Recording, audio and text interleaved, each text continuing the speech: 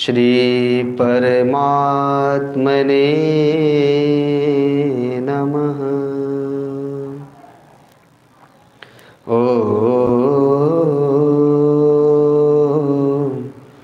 श्री गुरुवे नमः। ओम श्री गणेशाय नमः। ओम श्री सीतापतये नमः। गुरुर्ब्रह्मा गुरुर्विष्णु गुरुर्देवो महेश्वर गुरुर्साक्षात् परं ब्रह्म तस्मै श्री गुरुवे नमः। अखण्डमण्डलाकारं व्याप्तं येन चराचरं तत्पदं दर्शितं येन तस्मै श्री गुरुवे नमः। ध्यानमूलं गुरुर्मूर्ति पूजामूलं गुरुर्पदं मंत्रमूलं गुरुर्वाक्यं मोक्षमूलं गुरुकृपा मोक्षमूलं गुरुकृपा। मनोजवं मारुततुल्यवेगं जितेन्द्रियं बुद्धिमतां वरिष्ठं वातात्मजं वानरयूथमुख्यं श्रीरामदूतं शिरसा नमामि। अतुलितबलधामं हेमशैलाभदेहं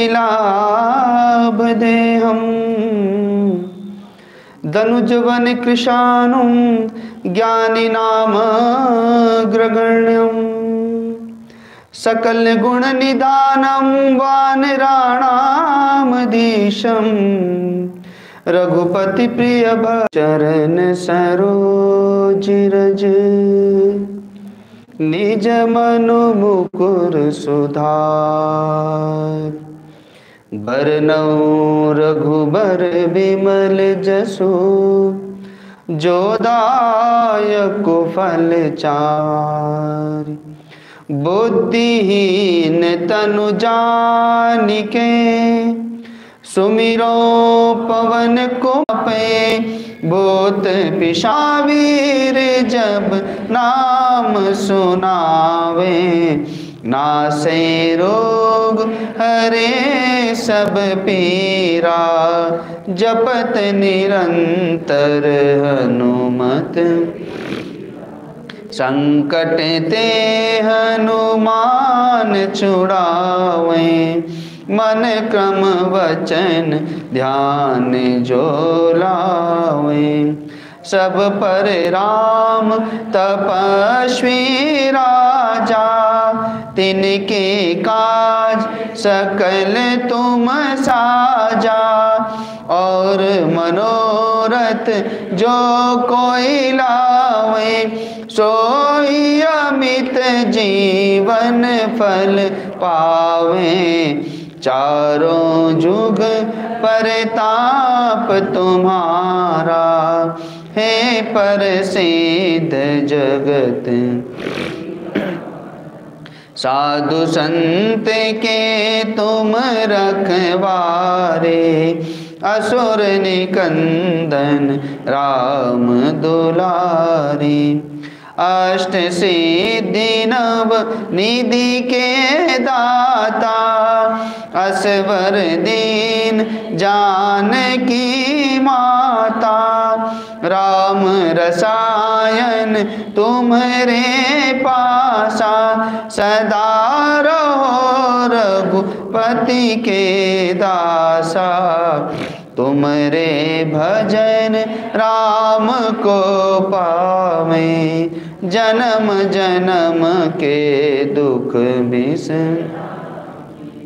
अंत काल रघुबरपुर जाए, जहाँ जन्म हरि भक्त कहाई। और देवता चेतन धरई, अनुमत से सर्व सुख करई। संकट कटे मिटे सब पीरा, जो सुमिरे हनुमत बलबीरा। जय जय जय हनुमान गोसाई, कृपा करहु गुरुदेव की नाई। जो शत बार पाठ करे कोई, छूटहि बंदी महासुख। जो यह पढ़े हनुमान चालीसा, होय सिद्धि साखी गौरीसा। तुलसीदास सदा हरि चेरा, कीजे नाथ हृदय मह डेरा। कीजे नाथ हृदय मह डेरा। पवन तनय संकट हरण, मंगल मूर्ति रूप। राम लखन सीता सहित, हृदय बसहु सुरभूप। बोलिए सद्गुरुदेव भगवान की, सियावर रामचंद्र भगवान की, पवन पुत्र हनुमान जी महाराज की, श्री गोस्वामी तुलसीदास जी महाराज की, गौ माता की, श्री गंगा मैया की, सब संतों की, सब भक्तों की। ओम नमः पार्वती पते हर हर महादेव।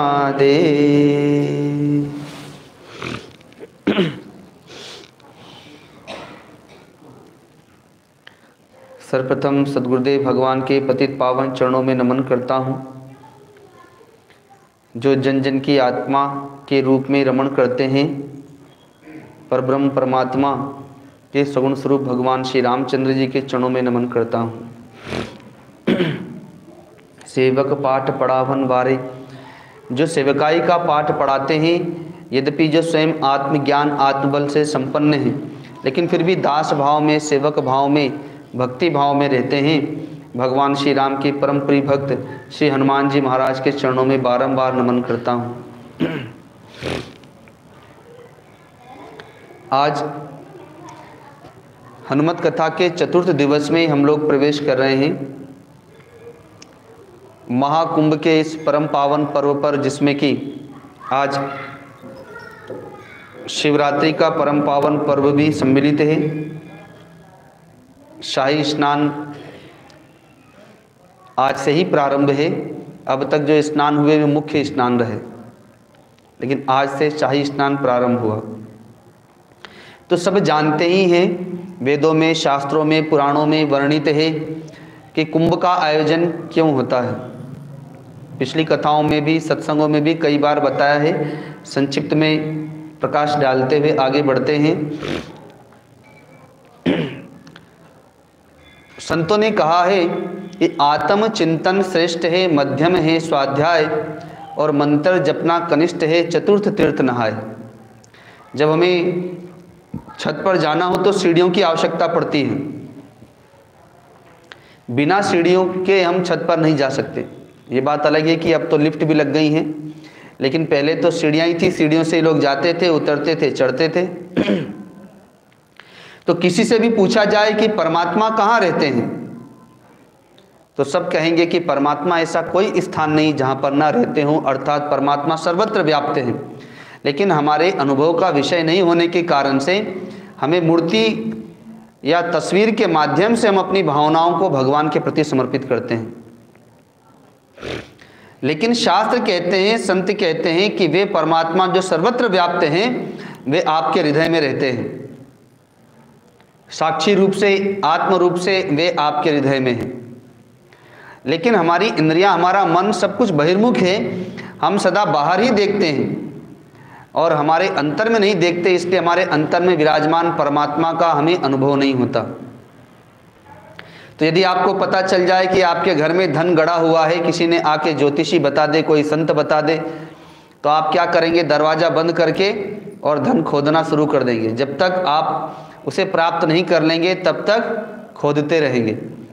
लेकिन आपको पता है, संत बता दे, शास्त्र में लिखा है कि आपके हृदय में परमात्मा है, लेकिन हम नहीं खोजते, क्योंकि एक तो हमें जिज्ञासा नहीं, दूसरी हमारी दृष्टि बहिर्मुखी है, अंतर्मुखी नहीं है।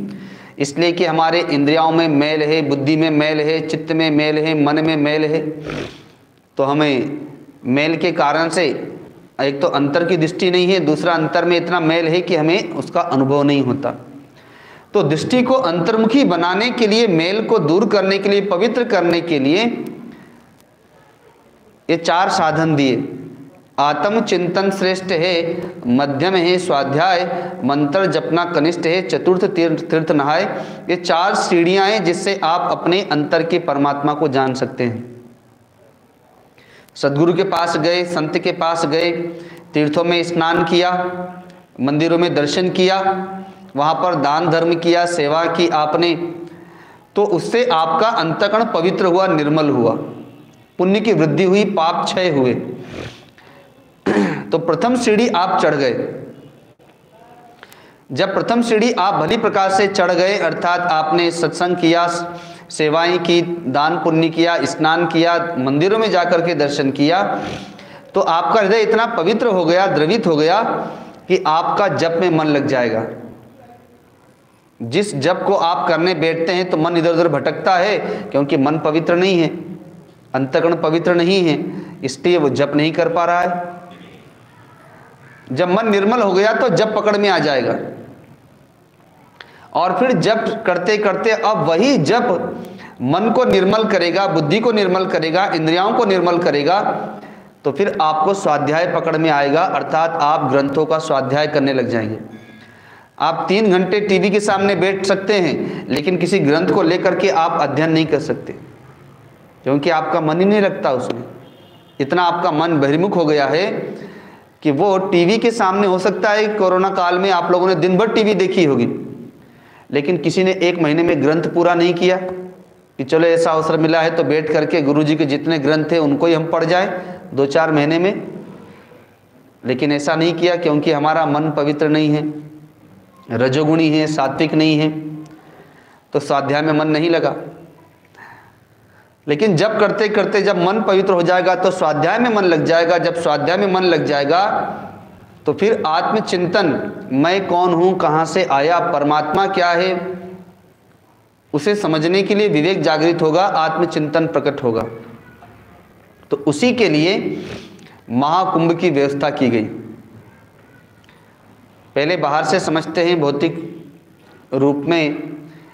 आप लोगों ने सुना होगा देवताओं में और असुरों में हमेशा संग्राम होता रहा, आज भी होता है। देव प्रवृत्ति के लोग और आसुरी प्रकृति के लोग हमेशा लड़ते रहते हैं, घर में भी लड़ते हैं, गांव में भी लड़ते हैं, मोहल्ले में भी लड़ते हैं, लड़ते ही रहते हैं। तो देवताओं में और असुरों में हमेशा युद्ध होता रहता था। कभी देवता विजयी होते थे, कभी असुर विजयी हो जाते थे। तो ऐसे ही क्रम में एक बार देवताओं की घोर पराजय हुई, असुर लोग विजयी हो गए। विजय का कारण था दैत्य गुरु शुक्राचार्य जी को भगवान शिव से एक विद्या प्राप्त हो गई थी, जिससे कि वे मरे हुए को भी जीवित कर देते थे। मृत संजीवनी विद्या प्राप्त हो गई। तो जितने भी असुर मारे जाते थे उनको पुनर्जीवित कर देते थे। उस समय असुरों के राजा हैं राजा बलि, वे मारे गए थे, उनको पुनर्जीवित कर दिया। और इधर देवता मारे जाएं तो जीवित तो होते नहीं थे, संख्या घटने लगी, इसलिए वे पराजित हो गए। तो पराजित हो गए तो भगवान नारायण की शरण में गए और वहाँ जा कर के उन्होंने प्रार्थना की। तो भगवान ने देखा कि इन लोगों का हमेशा झगड़ा चलता ही रहता है, समाप्त नहीं होता, और इस बार तो दैत्यों के पास में संजीवनी विद्या है, अतः वे तो मारे भी जाएंगे तो फिर जीवित हो जाएंगे। तो अब इसके लिए इसकी काट निकालना होगी। तो कहा कि अब तो एक ही उपाय है कि अगर अमृत प्राप्त हो जाए तो तुम लोग अमर हो जाओगे, फिर जमने मरने का भी झंझट खत्म और ये लड़ाई झगड़ा भी खत्म हो जाएगा। पर अमृत मिलेगा कहाँ? तो कहते हैं कि समुद्र में जड़ी बूटियों को डाला जाए और समुद्र का मंथन किया जाए, तब जाके अमृत प्राप्त होगा। लेकिन वो मंथन अकेले देवता नहीं कर सकते, अर्थात देव शक्ति अकेले मिलके मंथन नहीं कर सकती। तो कहा कि असुरों से संधि करना होगी, देव और असुर मिल करके जब मंथन करेंगे तब जा करके अमृत तत्व प्राप्त होगा। तो भगवान ने युक्ति बताई। देवराज इंद्र देवताओं के साथ में राजा बलि के पास में गए, वहाँ जा करके उन्होंने निवेदन किया कि समुद्र में अगर औषधि डाल करके मंथन किया जाए तो अमृत मिल सकता है और अमृत पी करके हम अमर हो जाएंगे। आप भी अमर, हम भी अमर, फिर लड़ाई झगड़ा समाप्त और जन्मना मरना भी समाप्त। राजा बलि ने कहा कि हमें मृत्यु से भय नहीं है, हम मारे भी गए तो भी हमारे गुरुजी हमको जीवित कर देंगे, तो इसलिए हम मंथन करने क्यों जाएं? आप लोग जाओ, आप लोग करो, क्योंकि वह भी जान रहा है कि अकेले मंथन होगा नहीं। तो देवराज इंद्र ने कहा कि हम जानते हैं कि आपके गुरुजी के पास में मृत संजीवनी विद्या है, आप लोग मारे गए युद्ध में तो वो पुनः जीवित कर देंगे, लेकिन यदि आपके गुरुजी मारे गए तो उनको कौन जीवित करेगा? और फिर तो उनके साथ में वो विद्या भी चली जाएगी। तो बलि ने कहा कि हाँ, ये तो मैंने सोचा ही नहीं। तो चलो फिर हम लोग मिल करके मंथन करते हैं। आपस में संधि हुई कि भाई जब रत्न निकलेंगे तो आपस में बांट लेंगे, और मंथन में अमृत भी निकलेगा तो मिलजुल के बांट लेंगे। ऐसा ही हुआ, युद्ध मंथन हुआ। तो जब मंथन करने के लिए चले तो देखिए अमृत का मंथन करने चले हैं, लेकिन सबसे पहले निकलता है विष। तो हमने पीछे मकर संक्रांति पर भी इसके विषय में बताया था कि गृहस्थ आश्रम, वानप्रस्थ आश्रम, संन्यास आश्रम, ब्रह्मचर्य आश्रम, ये सब अपने आप में एक एक समुद्र हैं। गृहस्थ आश्रम एक समुद्र है। परिवार में देव प्रकृति के लोग भी हैं, आसुरी प्रकृति के लोग भी हैं, सदस्य भी हैं, और उन दोनों के बीच में मंथन होता रहता है। तो जब मंथन होता है तो विष निकलता है। तो प्रतिकूलता ही विष है। परिवार में जो प्रतिकूलताएं उत्पन्न होती हैं, समस्याएं उत्पन्न होती हैं, वह विष है, और उस विष का पान तो भगवान शिव बन करके करना ही पड़ेगा, और कोई उपाय नहीं है। भगवान की भक्ति के बल से आप पान कीजिए, भगवान की शरणागति स्वीकार करके पान कीजिए, और अपनी सहनशीलता को बढ़ाइए और उसका पान कीजिए, क्योंकि जब विष का पान करेंगे तभी जाकर के अमृत को प्राप्त करेंगे, अर्थात परम शांति को प्राप्त करेंगे। तो चाहे वो गृहस्थ आश्रम हो, ब्रह्मचर्य आश्रम हो, वानप्रस्थ आश्रम हो, वहाँ पे जो सदस्य हैं, अब ब्रह्मचर्य आश्रम में भी सारे ब्रह्मचारी रहते हैं, तो ब्रह्मचारियों में भी आपस में अनुकूलता और प्रतिकूलता उत्पन्न होती रहती है। तो उसका जो पान करता है वही आगे बढ़ता है। गृहस्थ आश्रम में, चाहे ब्रह्मचर्य आश्रम में, संन्यास आश्रम में, वानप्रस्थ आश्रम में प्रतिकूलताएं आती है, वही विष है, और उसका पान करना पड़ता है। तो जितने भी भक्त हुए आप देखेंगे तो भक्त प्रहलाद, भगवती मीरा, पांचों पांडव, भक्त विभीषण आदि जितने भी भक्त हुए, सबके ऊपर घोर प्रतिकूलताएं आईं, लेकिन उन्होंने भक्ति करना नहीं छोड़ा और उन प्रतिकूलताओं को सहन किया, मानो उस विष का पान किया।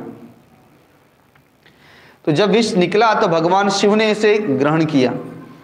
आगे पुनः मंथन हुआ, रत्न निकले, उन रत्नों को आपस में बांट लिया देवताओं ने और असुरों ने। तब जाके सबसे अंत में स्वयं भगवान धन्वंतरी ही अमृत का कलश लेकर के प्रकट होते हैं। और जैसे ही अमृत प्रकट हुआ, असुरों ने छीना झपटी की और कलश लेकर के भाग गए। देवता तो बेचारे खड़े रह गए, देखते रह गए। तो वे दुखी होकर के भगवान नारायण की शरण में गए। वहाँ जाकर के उन्होंने प्रार्थना की, निवेदन किया कि अमृत तो, मेहनत तो हम लोगों ने भी बहुत की, लेकिन अमृत तो वही लोग लेकर के भाग गए। भगवान ने कहा मेहनत भले ही सबने बराबर की हो, लेकिन फल तो तुमको ही मिलेगा। सकामी और निष्कामी दोनों मेहनत करते हैं। कैसे मेहनत करते हैं? तो एक किसान दिन भर सर्दी गर्मी वर्षा भूख प्यास सब कुछ सहन करता है, घोर प्रयत्न करता है, खेती करता है, लेकिन उसको मिलता केवल वो फसल ही है बस। और वहीं पर कोई भक्त भगवान के लिए या कोई साधक भगवान के लिए सर्दी गर्मी वर्षा को सहन कर लेता है, भूख प्यास को सहन कर लेता है, मान अपमान को सहन कर लेता है, तो उसको भगवान मिल जाते हैं। सहन तो दोनों ने किया। वैसे ही भगवान कहते हैं कि मेहनत दोनों ने की, लेकिन फल तो तुमको ही मिलेगा। और ऐसे भी असुरों ने अगर अमृत पी लिया तो फिर धरती पर अधर्म ही अधर्म हो जाएगा, पाप ही पाप बढ़ जाएगा। अतः सब जानते हैं भगवान मोहिनी अवतार धारण किए, लेकिन उसके पहले असुर लोग कलश लेके भागे अवश्य, लेकिन आपस में छीना झपटी करते रहे, पी कोई नहीं पाया। और उसी छीना झपटी में चूंकि आकाश मार्ग से ही वे लोग भाग रहे थे, तो छीना झपटी में 4 जगह पर अमृत की बूंदें गिरी, प्रयागराज में, हरिद्वार में, नासिक में और उज्जैन में। और जिन तिथियों में वह कलश से अमृत की बूंदें गिरी हैं, उन्हीं तिथियों में फिर शाही स्नान की परंपरा है। तो चूंकि उस कलश को कुंभ भी कहते हैं, कुंभकार जो कुम्हार होता है उसका असली नाम तो कुंभकार है, लेकिन बोलते बोलते कुम्हार बोलने लग गए हम लोग। तो वैसे ही उस कुंभ से अमृत छलका है, अतः इसलिए इसको महाकुंभ कहते हैं। कि इस तिथि पर यदि कोई स्नान करने के लिए जाता है तो ऐसी मान्यता है कि उसे अमृत की वह जो बूंद गिरी हुई हैं, जिसे स्पर्श से, जिसके पान से तन मन वचन हृदय पवित्र होता है, तो उसी तिथि में कोई स्नान करता है तो उसका भी वह तन मन वचन हृदय पवित्र होता है, निर्मल होता है। तो तभी से संत लोग अपने अपने भक्तों को लेकर के स्नान करने के लिए जाते हैं। सत्संग होता है, सेवाएं होती हैं, दान पुण्य होता है, जिससे कि पुण्य में वृद्धि हो, पाप क्षय हो। तो यही तीर्थ का और महाकुंभ का महत्व है। तो आत्म चिंतन श्रेष्ठ है, मध्यम है स्वाध्याय, मंत्र जपना कनिष्ठ है, चतुर्थ तीर्थ नहाय। ये साधना की प्रथम सीढ़ी है।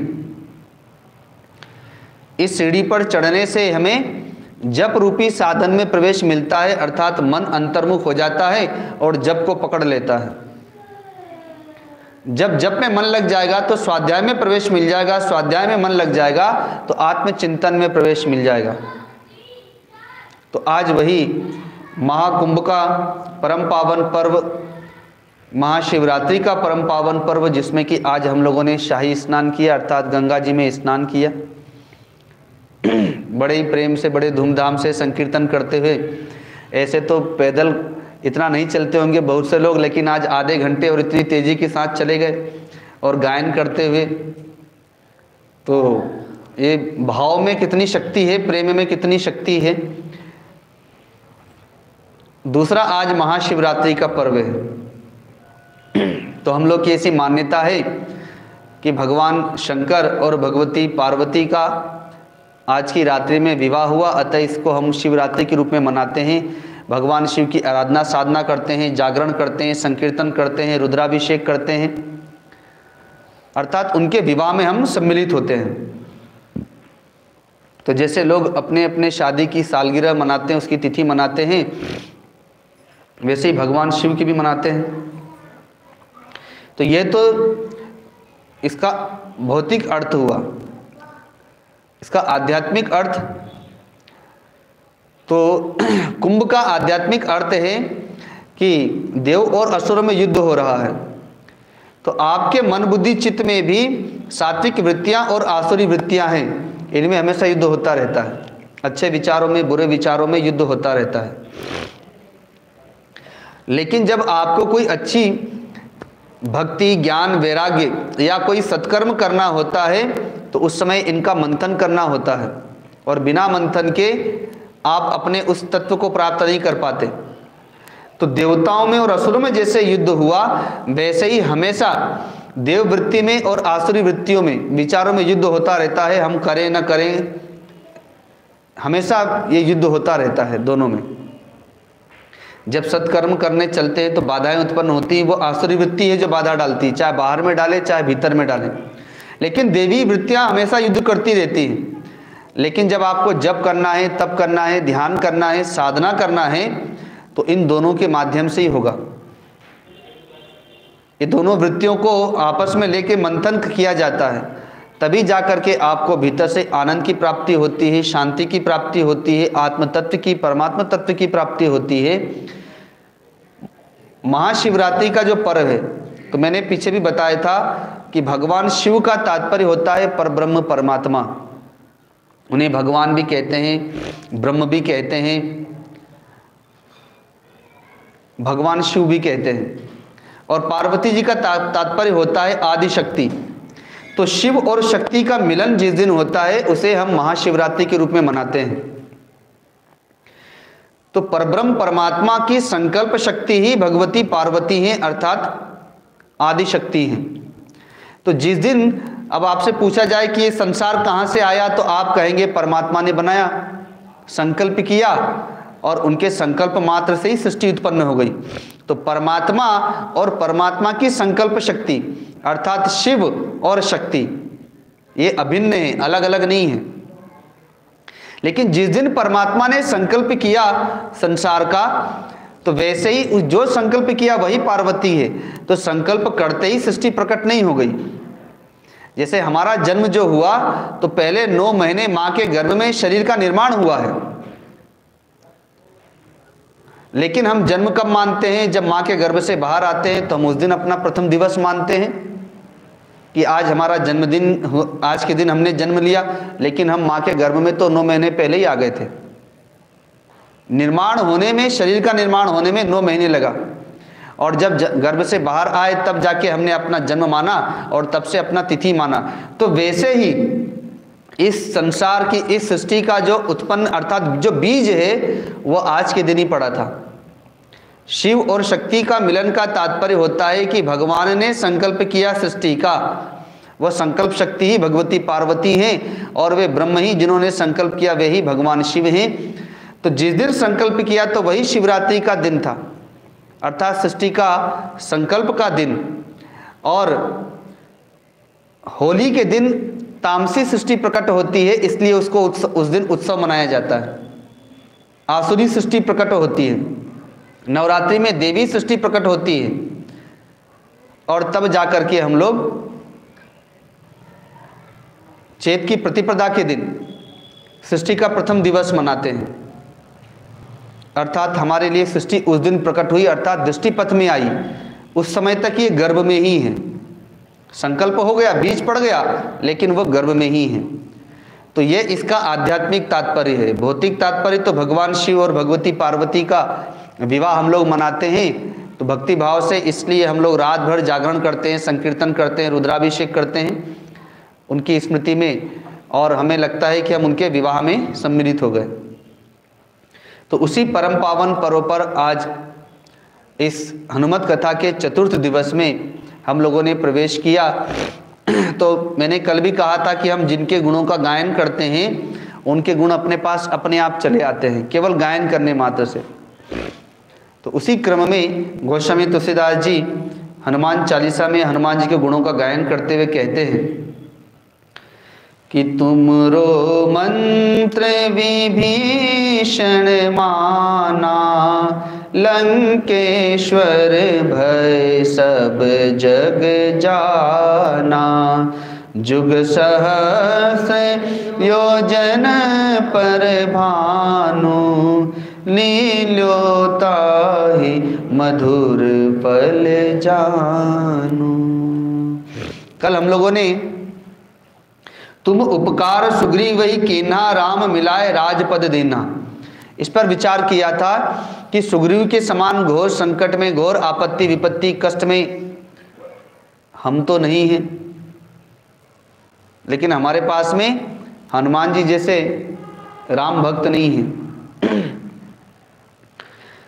हनुमान चालीसा अगर हमारे पास में है तो ये जानिए कि हनुमान जी हमारे पास में है। और जिस प्रकार से सुग्रीव के इतने बड़े कष्ट को हनुमान जी ने बड़ी आसानी से हरण कर दिया और स्वयं प्रभु श्री राम से मिला दिया, उनसे मित्रता स्थापित कर दी, वैसे इस हनुमान चालीसा के रूप में हनुमान जी के यह वांगमय स्वरूप है, उनका भक्तिमय स्वरूप है, हमें हनुमान जी प्राप्त हैं और वे हनुमान जी ही हमारे सारे के सारे कष्टों का हरण करने वाले होंगे।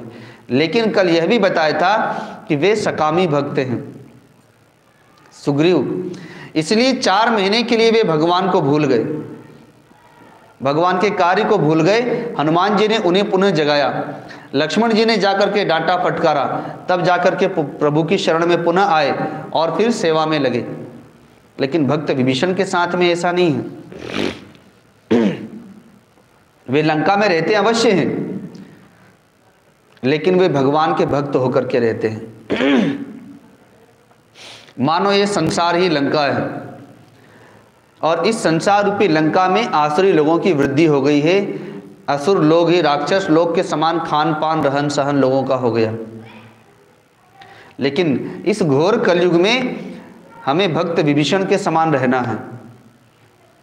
अगर चारों ओर आसुरी वातावरण हो, चारों ओर असुरों के समान लोग हो, उनका खान पान भी असुरों के समान हो, तो भी हमें भक्त विभीषण के समान प्रभु की भक्ति करते रहना है।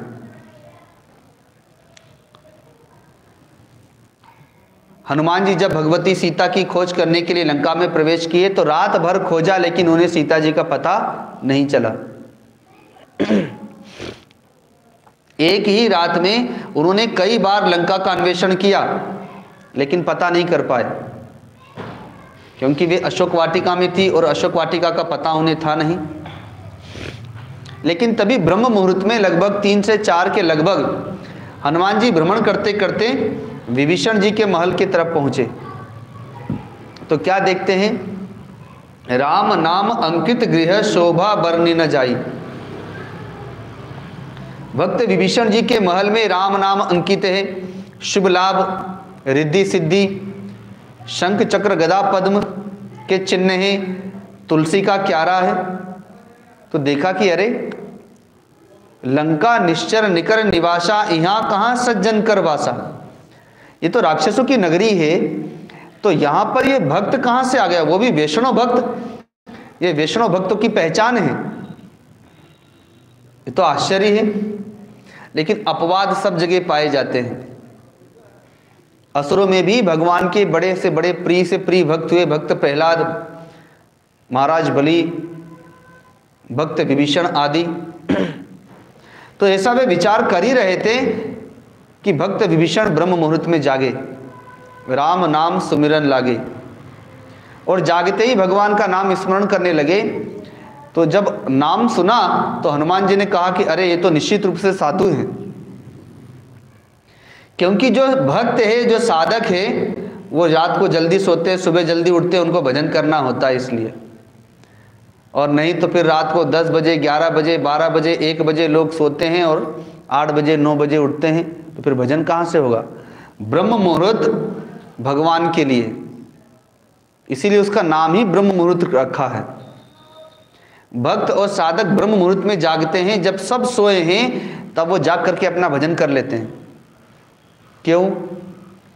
तो शायद मैंने पिछले कभी बताया भी था, जब सारे लोग सोए हुए हैं तो उनका मन भी सोया हुआ है, उनके मन में कोई विचार नहीं है। आप जब जागेंगे उस समय और भजन करेंगे तो आपका मन भी शांत रहेगा। लेकिन जब दिन में सारे लोग जागे हुए हैं तो उनका मन भी चल रहा है, तो कभी कभी आपको भी वो याद कर लेते हैं। जो आपसे जुड़े हुए लोग हैं वो आपको याद करते हैं, तो उनके विचार आपके पास में आते हैं। फिर आप जब भजन करने बैठिए तो उनके विचार भी आपके भीतर आएंगे, उनसे आपको लड़ना पड़ेगा। एक तो आपको अपने विचार से लड़ना है, दूसरा जो आपको याद कर रहे हैं उनके विचारों से लड़ना है। तो फिर भजन क्या होगा, फिर तो आप विचारों में फंसे रह जाएगा, ना जप होगा ना ध्यान होगा। लेकिन रात को जब सब सोए हुए हैं तो आपको बाहर के विचारों का आघात नहीं है, केवल आपके अपने विचारों से ही आपको लड़ना है। इसीलिए भक्त और साधक ब्रह्म मुहूर्त में जागते हैं और अपना भजन कर लेते हैं कि उस समय मन भी शांत रहता है। तो भक्त विभीषण जैसे ही जागे तो हनुमान जी ने जान लिया कि भाई ये तो साधु है। तो ऐसन हट करी हूं पहचानी, साधु ते होई न कारज हानि। ये निश्चित रूप से साधु हैं, अतः इनसे मैं हठ पूर्वक भेंट करूंगा, क्योंकि साधु से कभी किसी कार्य की हानि नहीं होती। अगर इन्होंने मुझे पहचान लिया, कहीं रावण को पता बता दिया, कहीं में बंदी बना लिया गया, या फिर कार्य अधूरा रह गया, तो आदि आदि कल्पनाएं उत्पन्न हुई, लेकिन कहते हैं कि साधु से कभी किसी के कार्य की हानि नहीं होती, बल्कि कार्य बनता ही है। तो हनुमान जी ने तुरंत ब्राह्मण का वेश धारण किया और वे भी विभीषण जी के महल के आगे अलख निरंजन पुकारने लगे। तो भक्त विभीषण भी जागे ही थे ब्रह्म मुहूर्त में, तो उनको भी विचार आया कि अरे इतनी सुबह सुबह कोई ब्राह्मण हमारे दरवाजे कैसे आ गए, और ये लंका नगरी में, यहाँ तो राक्षस लोग रहते हैं, ये भक्त कहाँ से आ गए, प्रभु के भक्त ब्राह्मण भक्त कहाँ से आ गए। तो वे भी बड़े उत्सुक होकर के वहां पर भेंट करने के लिए गए। तो जब दो भक्त मिलते हैं तो आपस में भक्ति की चर्चा होती है। संतों ने कहा है कि प्रेमी से प्रेमी मिले तो करे प्रेम की बात, ज्ञानी से ज्ञानी मिले तो मन ही मन मुस्कात, और मूर्ख से मूर्ख मिले तो गाली घूंसा लात। भाई जिसके पास जो है वो तो वही देगा। तो वहां पर तो दो भक्त मिल रहे हैं, इसलिए प्रभु की चर्चा हो रही है, और इतने भाव विभोर हो जा रहे हैं। जैसे जब आप लोग यहाँ आते हैं, कई दिनों के बाद आपस में भक्त लोग मिलते हैं, गुरु भक्त, तो अपने गुरु की जब चर्चा करते हैं तो आप लोग प्रेम में उमंग में भर जाते हैं, भाव में द्रवित हो जाते हैं। वैसे ही भक्त विभीषण और हनुमान जी जब मिलते हैं तो वे गदगद हो जाते हैं, और हनुमान जी के वचनों को सुन करके भक्त विभीषण तो कह भी उठते हैं कि अब मोहि भा भरोस हनुमंता, बिनु हरि कृपा मिलहि नहीं संता। उन्हें विश्वास हो जाता है कि भगवान की मुझ पर अब कृपा हो गई। इतने दिनों से मैं जो भजन कर रहा हूँ, प्रभु का स्मरण कर रहा हूँ, चिंतन मनन कर रहा हूँ, आज कृपा हो गई कि घर बैठे संत मिल गए। और जब संत मिल गए तो अब निश्चित है कि अब मुझे भगवान मिलेंगे, क्योंकि संत की कृपा से ही भगवान मिलते हैं। तो जब दो भक्तों का मिलन हुआ तो दोनों को लाभ हुआ कि हनुमान जी को भक्त विभीषण जी के माध्यम से भगवती सीता का पता चल गया, और भक्त विभीषण को हनुमान जी के माध्यम से राम जी का पता चल गया। लेकिन जब प्रभु श्री राम का पता चल गया तो भक्त विभीषण उस समय मिलने नहीं गए हैं, वे प्रतीक्षा कर रहे हैं। तुमरो मंत्र विभीषण माना, लंकेश्वर भय सब जग जाना। मंत्र तो मिल गया, अर्थात पता चल गया कि प्रभु श्री राम साक्षात परब्रह्म परमात्मा ही हैं और वे स्वयं आने वाले हैं। तो भक्त विभीषण भी प्रतीक्षा कर रहे हैं कि हनुमान जी लौट के जाएं और प्रभु आएं, दरवाजे पर आएं, समुद्र पार करके या चाहे समुद्र तट तक आएं, नजदीक आ जाएं तब हम जाएं। वे भी प्रतीक्षा में हैं। जब हनुमान जी को रावण के दरबार में लेके गए मेघनाथ, और रावण ने क्रोध में भर करके आदेश दे दिया कि इस वानर का वध कर दो, तब भक्त विभीषण वहां पर कहते हैं कि नीति दूत का वध करने के लिए नहीं कहती, शास्त्र नहीं कहते, ये तो संदेश वाहक है, अपने स्वामी का संदेश लेकर के आए हैं। आप कोई दंड दे सकते हैं लेकिन वध उचित नहीं है। तो रावण ने पूंछ में आग लगवा दी। सब जानते हैं लंका का दहन हुआ, हनुमान जी चले गए। तब जब लंका दहन हो गया, हनुमान जी चले गए, तो भक्त विभीषण ने देश काल अवसर पर आ करके और रावण को समझाया, जो मैंने कल भी कहा था, सुमति कुमति सबके और रहे नाथ पुराण निगम अस कहीं, जहाँ सुमतिता संपत्ति नाना, जहाँ कुमतिता विपत्ति निदाना। आदि आदि कई नीतियों की बातें बता करके बहुत समझाया, चरणों में गिर गए, कहा आप मेरे पिता हैं, पिता तुल्य हैं, बड़े भाई हैं, मैं आपसे निवेदन करता हूं कि आप यदि अपना और अपने परिवार का कल्याण चाहते हैं तो भगवती सीता को, इस आदि शक्ति को प्रभु श्री राम के चरणों में जाके समर्पित कर दें, वे आपके सारे अपराध क्षमा कर देंगे। लेकिन जैसे ही ऐसा कहा तो रावण ने अपमान करते हुए, दुत्कारते हुए, लात मार करके, धक्का दे करके निकाल दिया। तब तक भक्त विभीषण समझाते रहते हैं, ऐसे ही भक्त विदुर ने भी समझाया है कौरवों को। लेकिन जब दुर्योधन ने गाली दे करके, घोर अपमान करके कहा कि मेरे राज्य से निकल जाओ, मेरे महल से निकल जाओ, आपने अक्षम्य अपराध किया है, वध के योग्य आपका अपराध है, लेकिन फिर भी मैं केवल आपको निकाल रहा हूं। तो उस समय विदुर जी भी धनुष बाण रख करके चले गए मथुरा वृंदावन। वैसे ही जब घोर अपमान हुआ भक्त विभीषण का, लात मार दी, तब भक्त विभीषण ने अपने 4 मंत्रियों के साथ में यह आवाहन करते हुए कि मैंने लंका का त्याग नहीं किया है, बल्कि लंका ने मेरा त्याग किया है। आज भ्राता ने मुझे अपने नगर से निकाल दिया, अतः अब मैं जा रहा हूं प्रभु की शरण में ही, और अपने आकाश मार्ग से चल देते हैं। अपने परिवार को लेकर के नहीं गए, अपने बाल बच्चों को लेकर के नहीं गए, भगवान की शरण में अपने ही जाते हैं, अपने 4 सेवकों को लेकर के जाते हैं और मन में ही कल्पनाएं करते हुए जा रहे हैं। क्योंकि हनुमान जी ने इतनी सुंदर से गुणगान किया है भगवान श्री राम का कि जैसे माँ रुक्मणी के पास में, भगवती रुक्मणी के पास में देवर्षि नारद जी ने भगवान श्री कृष्ण के इतने दिव्य गुणों का गायन किया कि वे अपना चित्त दे बैठी भगवान श्री कृष्ण को। देखा नहीं है, लेकिन मन में वर्ण कर लिया भगवान श्री कृष्ण की कि वे ही मेरे स्वामी होंगे, वे ही मेरे पति होंगे। जैसे कोई गुरु, हमने भगवान को नहीं देखा,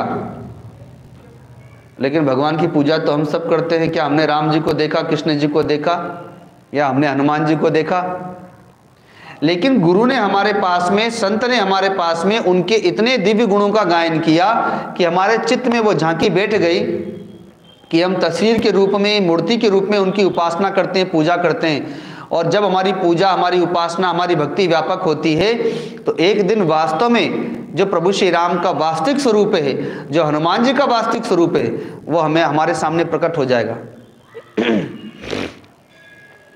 वैसे ही भक्त विभीषण के सामने हनुमान जी ने प्रभु श्री राम के गुणों का इतना दिव्य गायन किया है कि भक्त विभीषण अब उन्हीं कल्पनाओं में खोए हुए हैं कि जी चरणन ते निकसी सुरसरी, शंकर जटा समाई,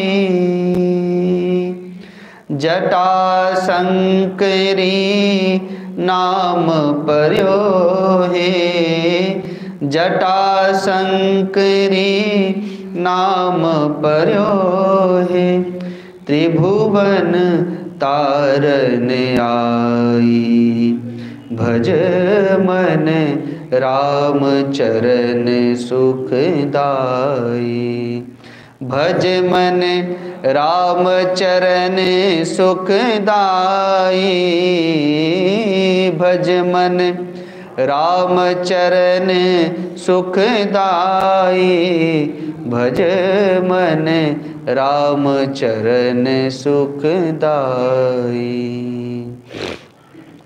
भगवान के उन चरणों की कल्पना करते हुए जा रहे हैं कि जिन चरणों से साक्षात भगवती गंगा निकली है।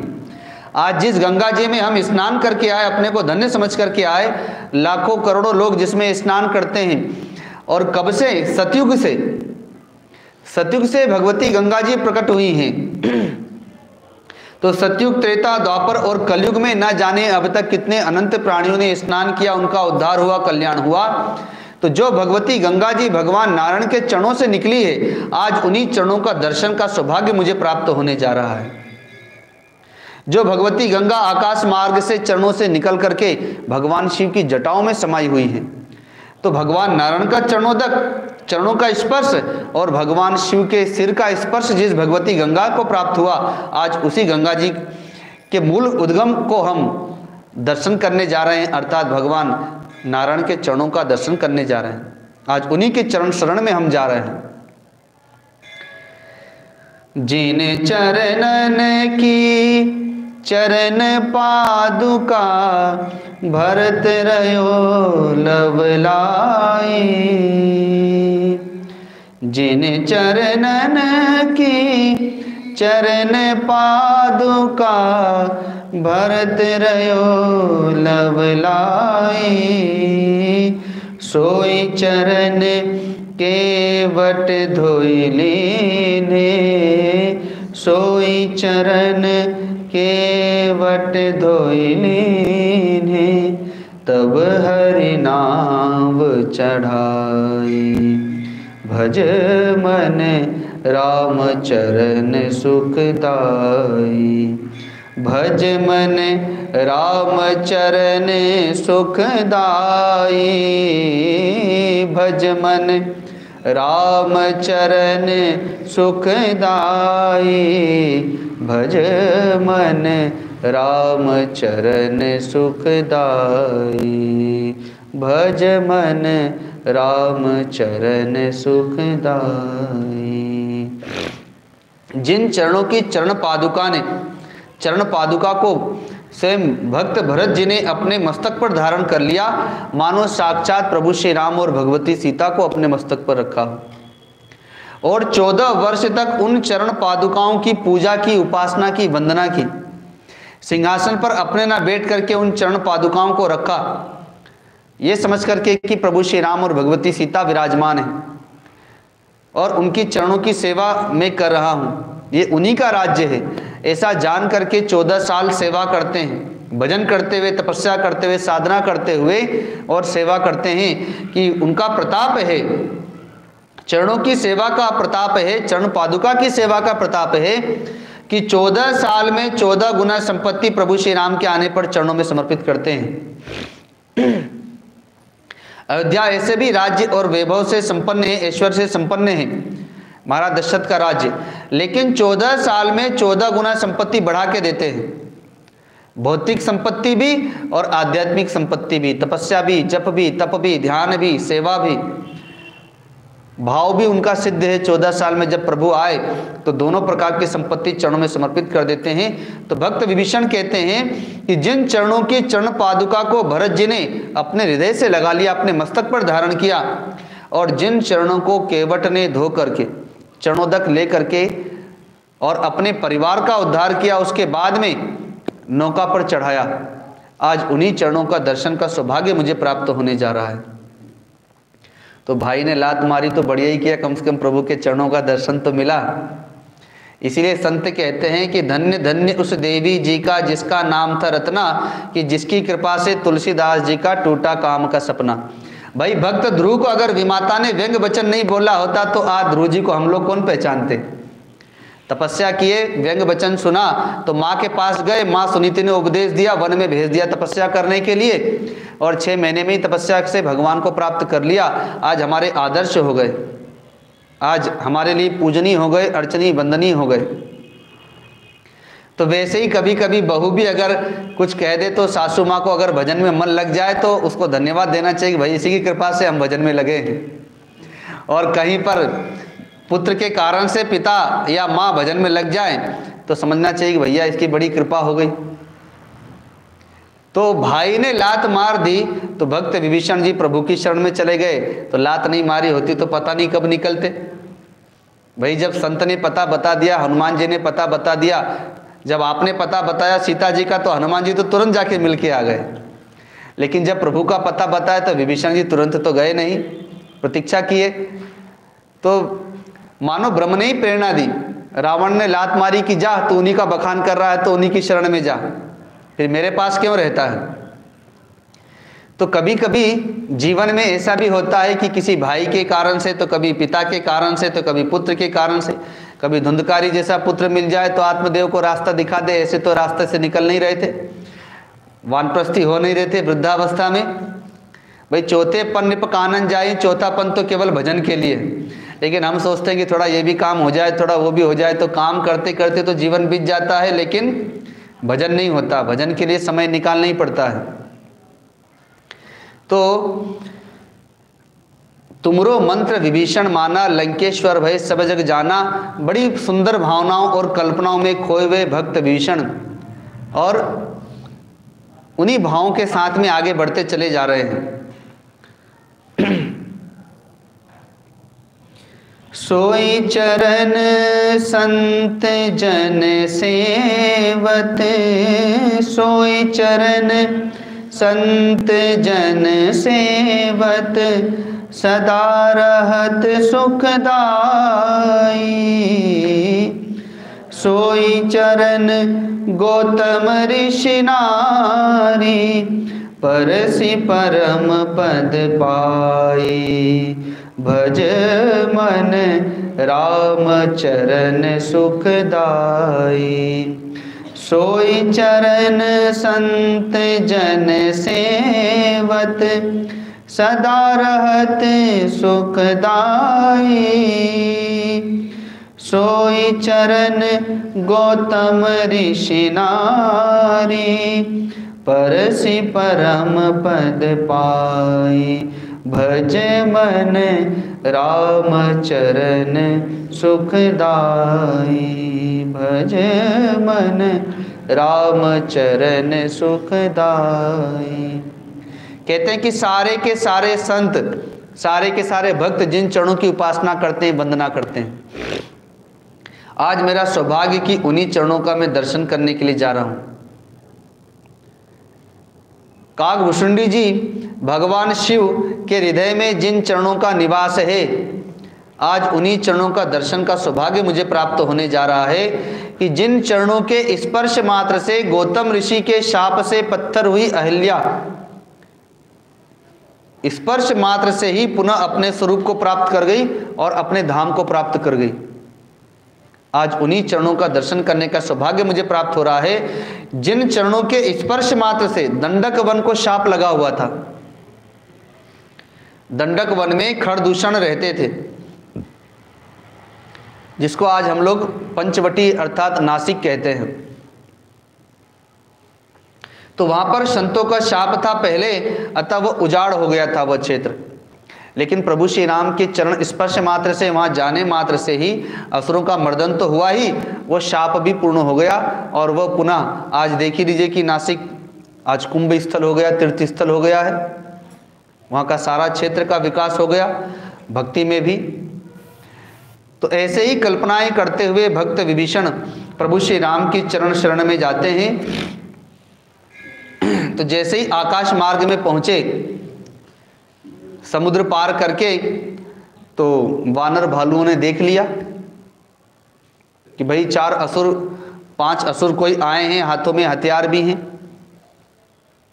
तुरंत सुग्रीव के पास जाकर के सूचना दी। सुग्रीव दौड़े हुए आए, सुग्रीव ने देखा, पता किया और प्रभु श्री राम के पास में आए। तो कहते हैं कि प्रभु युद्ध का समय है, पता नहीं क्यों रावण का भाई अपने 4 मंत्रियों के साथ में आपसे मिलने के लिए आया है, लेकिन हाथ जोड़े हुए आया है। इससे पता चलता है कि हो सकता है आपकी शरण में आया हो। तो देखिए असुर बड़े छली कपटी होते हैं, पता नहीं कब क्या कर बैठे। प्रभु युद्ध का समय है, अतः आप सावधान रहिए और विचार कर लीजिए कि आपको क्या करना है। तो प्रभु श्री राम ने सभी को बुलाया, नल नील जामवंत आदि सुग्रीव आदि सब आए वहां पर, हनुमान जी भी आए। सबसे पूछा कि बताओ ऐसे समय में क्या करना चाहिए। युद्ध का अवसर है और रावण का भाई जो शत्रु का भाई है वो हमारे पास आया है, शरणागत होकर के आया है, बताओ हमें क्या करना चाहिए। सब मना कर देते हैं, प्रभु शरणागति स्वीकार नहीं करना चाहिए, या तो उसे वापस भेज दिए, नहीं तो बंदी बना के रख लीजिए। कहीं आपने शरण में रख लिया और रात को ही उसने हम लोगों का वध कर दिया तो चुपके से छल से, और नहीं तो यहाँ का सारा भेद लेकर के वहाँ भेज दिया तो, या कहीं आप में और हमने ही भेद उत्पन्न कर दिया तो कई प्रकार की कल्पनाएं बताने लगे। सब कहते हैं, लेकिन हनुमान जी मौन रहते हैं। हनुमान जी कुछ नहीं कहते, क्योंकि वो तो पहले ही विभीषण जी को अपना मंत्र दे करके आ गए हैं। तो गुरु ने तो अपना, गुरु का काम तो मंत्र देना ही है, भजन करना, फिर अपना काम होता है। गुरु की आज्ञा पालन करेंगे तो आशीर्वाद मिलेगा, और नहीं पालन करेंगे तो फिर आशीर्वाद नहीं मिलेगा। तो प्रभु श्री राम स्वयं कहते हैं कि शरणागत कहूँ जे तजही हित अनहित अनुमान, तेनर पावर पापमय तिन्ही बिलोकत हान। कि शरण में चाहे कोई भी आया हो, भगवान गीता जी में भी कहते हैं अपि चेसु दुराचारो भजते मामन अन्य भाग। संसार का सबसे बड़ा पापी भी यदि मेरी शरण में आ जाए तो मैं उसके पापों को क्षमा कर देता हूँ, वैसे ही चाट जाता हूँ जैसे गौ माता अपने बछड़े के जेर को चाटती है। यदि वो मांसाहारी नहीं है, लेकिन साल में एक बार अपने बछड़े को जब जन्म देती है तो उसके ऊपर जो जेर होता है रक्त होता है उसको अपनी जीवा से चाट जाती है। वैसे जो कोई भक्त भगवान की शरण में जाता है तो भगवान भी उसके पापों को वैसे ही चाट जाते हैं। अतः भगवान ने तो स्वागत किया, कहा कि आने दो भक्त विभीषण को। तो जब प्रभु श्री राम ने कहा तब जाकर के हनुमान जी ने बताया कि हनुमान विभीषण जी ने मुझे सीता जी का पता बताया था, उसके पहले नहीं बताया। भक्त विभीषण आते हैं तो अभी तक तो मन में कल्पनाएं थी, तो जैसे ही प्रभु श्री राम का दूर से दर्शन किया वैसे ही दौड़ते हुए जाते हैं और चरणों में गिर जाते हैं कि श्रवण सुजसि सुनियायहूं प्रभु भंजन भव भीर त्राहि त्राहि आरते हरन श्रवण सुखद रघुबीर। श्रवण सुजसि सुनियायहूं, भाई हनुमान जी ने जो कहा था ना, अब वही बात गुरु का मंत्र याद आ रहा है कि श्रवण सुजसि सुनियायहूं, आपका मैंने सुयस श्रवण किया, मैं उसी को सुनकर के आया हूं। प्रभु भंजन भवभीर, कि आप भव का भंजन करने वाले हैं। सुग्रीव आर्त भक्त हैं, अर्थार्थी भक्त हैं, लेकिन भक्त विभीषण निष्काम भक्त हैं, जिज्ञासु भक्त हैं। इसलिए क्या कहते हैं कि मैं आपका केवल श्रवण सुन के आया हूं, आपके सुयस का श्रवण करके आया हूं कि आप भव का भंजन करने वाले हैं, अर्थात ये संसारी भव सागर है, इस भव सागर से आप पार करने वाले हैं। ऐसा जान करके त्राहि त्राहि आरति हरण, रक्षा करें रक्षा करें, हे प्रभु आप रक्षा करें, आर्त की रक्षा करें, आर्त का हरण करें, आर्तता का हरण करें, दुखों का हरण करें। प्रभु भंजन भवभीर त्राहि त्राहि आरति हरण श्रवण सुखद रघुबीर। मैं आपके चरण शरण में आया हूं, आपके चरण शरण भव सागर से पार कर देते हैं और सुख प्रदान करते हैं, परम सुख प्रदान करते हैं। ऐसा कहकर के चरणों में गिर गए। तो भगवान ने क्या किया? भगवान कहते हैं उठो लंकेश उठो। भाई लंकेश का मतलब होता है लंका का राजा। तो देखिए विभीषण को बिना मांगे ही लंका का राज मिल गया। तुमरो मंत्र विभीषण माना, लंकेश्वर भय सब जग जाना। सुग्रीव ने तो परीक्षा ली भगवान की, विभीषण जी ने परीक्षा नहीं ली। सुग्रीव को तो बाद में राज्य मिला, अर्थात बाद में वे राजा कहलाए, लेकिन यहाँ तो शरण में आए और सीधे राजा कहलाए। लंकेश सपने में भी नहीं सोचा था, ना वो लंका के लिए आए हैं, वो तो मुक्ति के लिए आए। प्रभु भंजन भवभीर, मेरे भव की पीड़ का हरण कर ले, मेरा भव का भंजन कर दे। लेकिन उनको अपने आप ही प्रभु ने दे दिया। क्यों? भगवान कहते हैं कि मम दर्शन फल परम अनूपा, जीव पाव निज सहज स्वरूपा। भगवान के दर्शन का परम फल है कि जीव को सहज स्वरूप प्राप्त हो जाता है। तो फिर भगवान की माया अर्थात भौतिक ऐश्वर्य प्राप्त क्यों ना हो? अतः भगवान ने आते ही लंकेश कहकर के उठाया और गले लगा लिया और लक्ष्मण जी से कहा कि जाओ समुद्र का जल लेकर के आओ, अभी हम इनका राज्याभिषेक करेंगे। तो लक्ष्मण जी जल लेने चले गए। तब तक इधर कानाफूसी होने लगी कि प्रभु तो चाहे जो आता है शरण में उनको अपने शरण में रख लेते हैं। सुग्रीव आए, शरण में रख लिया, वाली का वध किया, तो राज्य इनका हुआ, सुग्रीव को दे दिया। कल के दिन रावण से युद्ध होगा, रावण का वध कर देंगे और सुग्रीव राज्य जो है विभीषण को दे देंगे लंका का। लेकिन यदि कहीं रावण ही आकर के शरण में आ गया, चरण शरण में आ गया, तब फिर क्या करेंगे? भाई लंका तो दे दी विभीषण को, अब रावण को क्या देंगे? तो भगवान कहते हैं कि भरत जी हमारी आज्ञा में चलते, हम उनको अयोध्या का राज्य दे देंगे अगर रावण हमारी शरण में आ गया तो। लंका का राज्य अर्थात राज्याभिषेक हुआ, लक्ष्मण जी जल लेकर के आए और विभीषण जी का प्रभु ने राज तिलक कर दिया और लंकेश कहलाने लगे। तो तुमरो मंत्र विभीषण माना, लंकेश्वर भय सब जग जाना। मन में कोई कामना नहीं है राज्य की, लेकिन फिर भी प्रभु ने दे दिया। जो निष्कामी होता है, निष्कामी पर सबको प्रेम होता है, भरोसा होता है। सकामी पे आपका भी मन डोलता है कि भाई इसको हम ये चीज़ रखने के लिए दे ना दे, कहीं चोरी तो नहीं कर लेगा। लेकिन निष्कामी को आप पर इतना विश्वास होता है कि आप अपनी चाबी उसको दे देंगे उसी के पास रखे रहेंगे। तो भक्त विभीषण निष्काम हैं, अतः भगवान ने सर्वप्रथम उनको दर्शन का फल राज्य दिया। यद्यपि विभीषण जी भी कहते हैं कि प्रथम कछु वासना रही, लेकिन प्रभु दर्शन सो सब बही। अर्थात पहले मेरे चित्त में कुछ वासनाएं थी, लेकिन आपके दर्शन मात्र से वासनाएं भी चली गई। प्रभु श्री राम ने पूछा कि हे विभीषण, कि लंका में तो असुर रहते हैं, राक्षस रहते हैं, तो कहते हैं कि बरुभल बास नरक कर ताता, दुष्ट संग जनि देहि विधाता। नरक में रहना अच्छा है, लेकिन दुष्टों के बीच में रहना बड़ा कष्टदायक है, और तुम उन्हीं के बीच में रहते थे। तो बताओ भक्त के धर्म का निर्वहन तुमने कैसे किया? तो विभीषण जी कहते हैं कि प्रभु, मेरी स्थिति वैसे ही थी जैसे 32 दांतों के बीच में जिह्वा की होती है। लेकिन जिह्वा जानती है कि दांत भले ही कितने भी कठोर हैं, कड़क हैं, लेकिन मेरे बाद में आए, मेरे पहले ही चले जाएंगे। लेकिन ये दांतों से मेरी रक्षा भी होती है, और जिह्वा दांतों की रक्षा करती है। दांत में कुछ फंस जाए तो जीभ वहीं लगी रहेगी, जब तक निकल नहीं जाएगा उसको भी चैन नहीं मिलेगा। तो दूसरी मुख्य बात कहते हैं कि प्रभु, प्रतिकूलता जितनी होती है भजन उतना ही बढ़िया होता है। इसीलिए संत भी कहते हैं कि निंदक नीरे राखिए, आंगन कुटी छबाए, और बिन पानी साबुन निर्मल करे सुहाए।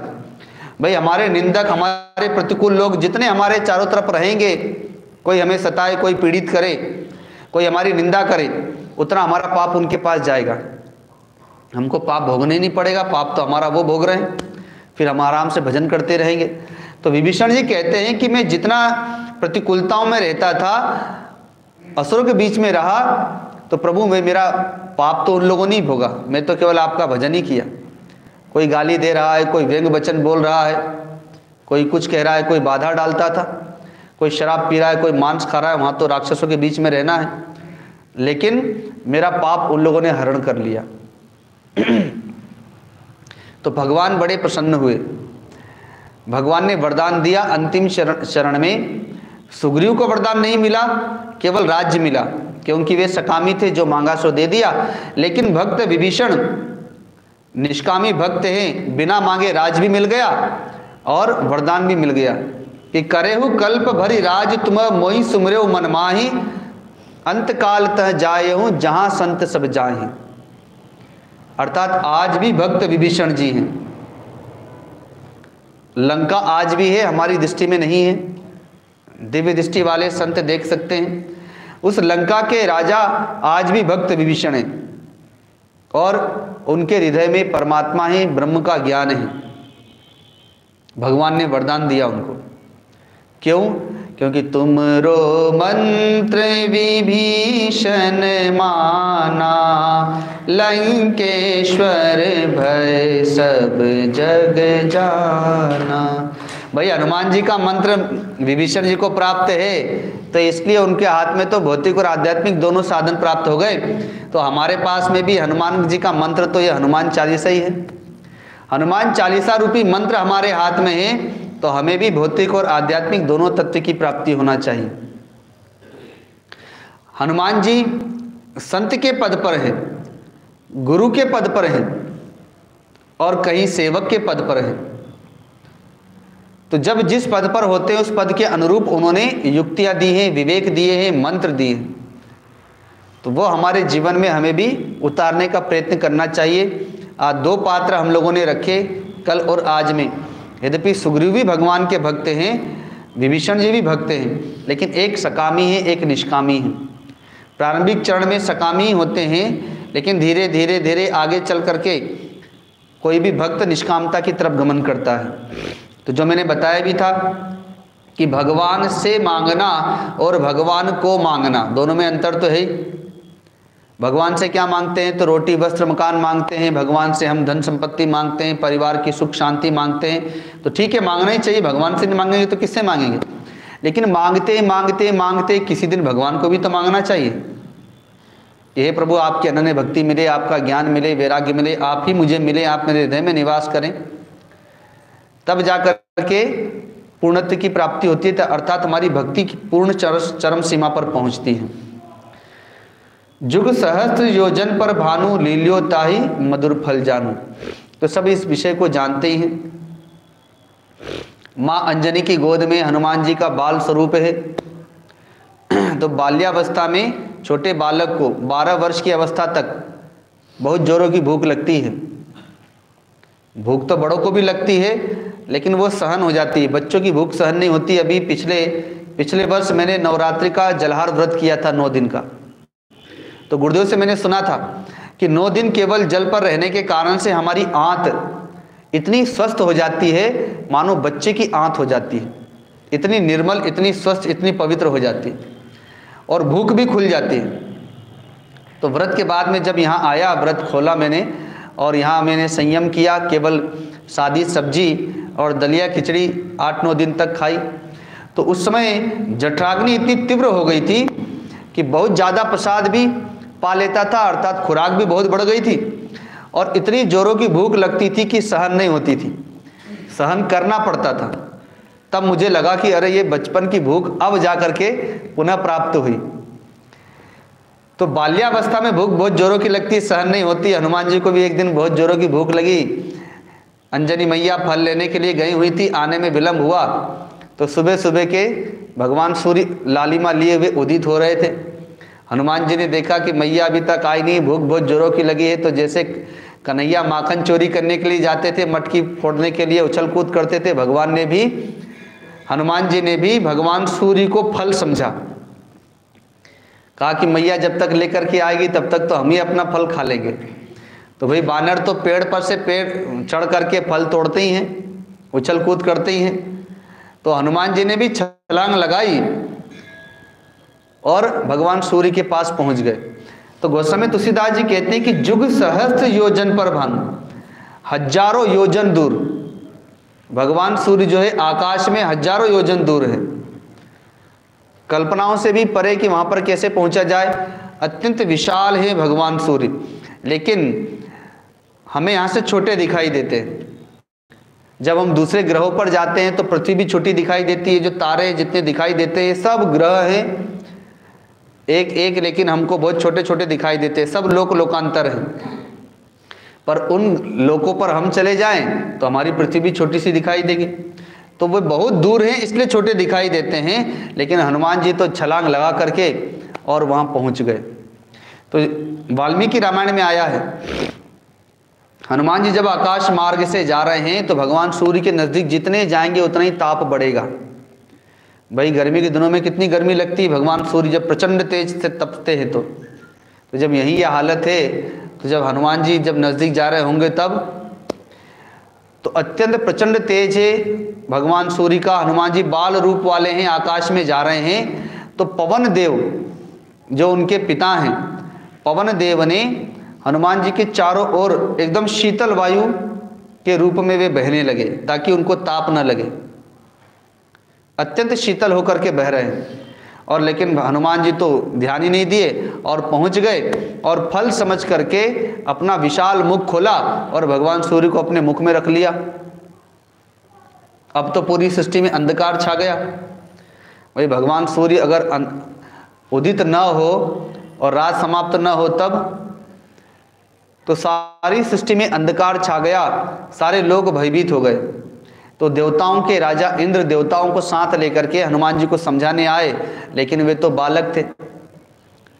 तो बच्चों को आपने देखा होगा, छोटे बच्चे जब खेलते रहेंगे, चाहे घुटनों के बल चलने वाले हो, जो भी चीज़ आएगी मुख में डाल देंगे, कुछ भी चीज़ उठाएंगे मुख में डाल देंगे। प्लास्टिक हो, कागज़ हो, लकड़ी हो या खाने की चीज़ हो, और थोड़ी देर के बाद मुख से निकालते रहेंगे। देखेंगे कि चीज़ बढ़िया नहीं है तो निकालते रहेंगे, आगे बढ़ते जाएंगे। हनुमान जी ने भी केवल मुख में ही रखा है कि तब तक देवराज इंद्र पहुंच गए, समझाया, लेकिन हनुमान जी नहीं माने। तो देवराज इंद्र ने अपने वज्र का प्रहार किया। तो हनुमान जी की ठोड़ी में वो वज्र का प्रहार होता है, जिससे उनकी ठोड़ी थोड़ी सी विकृत हो जाती है और वे मूर्छित होकर के गिर जाते हैं। भगवान सूर्य उनके मुख से निकल गए और वे मूर्छित होकर के गिरे। तो पवन देव ने उनको अपने ही गोद में लेकर के आए और जहाँ वे गिरे अर्थात धरती पर आए तो पवन देव उनको अपनी गोद में ही रखे थे। चोट तो लगी नहीं, लेकिन मूर्छा आ गई थी। तो पवन देव अत्यंत क्रोधित हो गए और उन्होंने पूरी सृष्टि के जीवों के प्राणों को अवरोध कर दिया, रोक दिया। अब अगर हमारे श्वास न चले तो फिर तो गए काम से। तो सब विचलित हो गए, सबके प्राणों में उथल पुथल हो गई। तो सबके सब ब्रह्मा जी को लेकर के देवता आदि पवन देव के पास में आए और उन्हें आश्वासन दिया। तब उन्होंने, पवन देव ने सबके प्राणों में पुनः संचार किया और सबने हनुमान जी को वरदान दिया, आशीर्वाद दिए, अपने अस्त्र शस्त्र दिए। उसी समय अजर अमर होने का वरदान उनको मिल गया है, जो बाद में माँ सीता जी ने भी दिया। अजर अमर गुण हो ताता आदि आदि। उसी समय अष्ट सिद्धि नवनिधि का वरदान भी उन्हें प्राप्त है और सारे के सारे दिव्यास्त्र उनको प्राप्त है। और इतना ही नहीं, किसी भी अस्त्र शस्त्र से उनका वध नहीं होगा, यह भी उनको वरदान प्राप्त है हनुमान जी को। तो वे अपार शक्ति से, बल से संपन्न हो गए। लेकिन चूंकि बालक थे तो छोटे बालक को चाकू दे दिया जाए तो क्या करेगा, या तो अपना हाथ काटेगा या दूसरे को काटेगा, चाकू ब्लेड अगर दे दी जाए तो हनुमान जी बाल रूप में है और इतनी सामर्थ्य है। तो अब वे जब जंगल में विचरण कर रहे हैं तो जंगलों में साधु संत की कुटिया भी मिलती थी, तो कहीं पेड़ उखाड़ दिया, कहीं उनकी कुटिया उखाड़ दी, कहीं किसी बाबा जी को उठा के आकाश में उड़ा दिया। तो इसलिए जब उत्पात होने लगा तो उन्होंने शाप दे दिया कि जब तक आपकी स्मृति, आपकी शक्ति को भूली रहेगी, जब तक कोई याद न दिलाते। तो हनुमान जी अपनी शक्ति को भूल गए। तो जुग सहस्त्र योजन पर भानु लील्यो ताहि मधुर फल जानू। हनुमान जी ने एक मधुर फल जान करके उन्हें लील लिया था, अर्थात मुख में धारण कर लिया था। तो ये तो एक इनका भौतिक अर्थ भी हुआ। आध्यात्मिक अर्थ यह भी है कि भगवान सूर्य को विश्व रूप परमात्मा की बुद्धि कहा जाता है। तो हनुमान जी मन से और बुद्धि से भी ऊपर है, अर्थात बुद्धि को भी निगल गए, सांसारिक बुद्धि को निगल गए और आध्यात्मिक बुद्धि में बाल्यावस्था में प्रवेश कर गए। मानो हमें यह संकेत कर रहे हैं कि मन और बुद्धि दोनों से भी ऊपर उठ करके भक्त को विवेक प्राप्त करना है, क्योंकि बिना विवेक के न सिद्धि मिलेगी, न रिद्धि मिलेगी, न वरदान मिलेगा, न भक्ति मिलेगी। केवल मन के अनुसार चलने से नहीं मिलेगा, बुद्धि के अनुसार चलने से भी नहीं मिलेगा, विवेक से मिलेगा।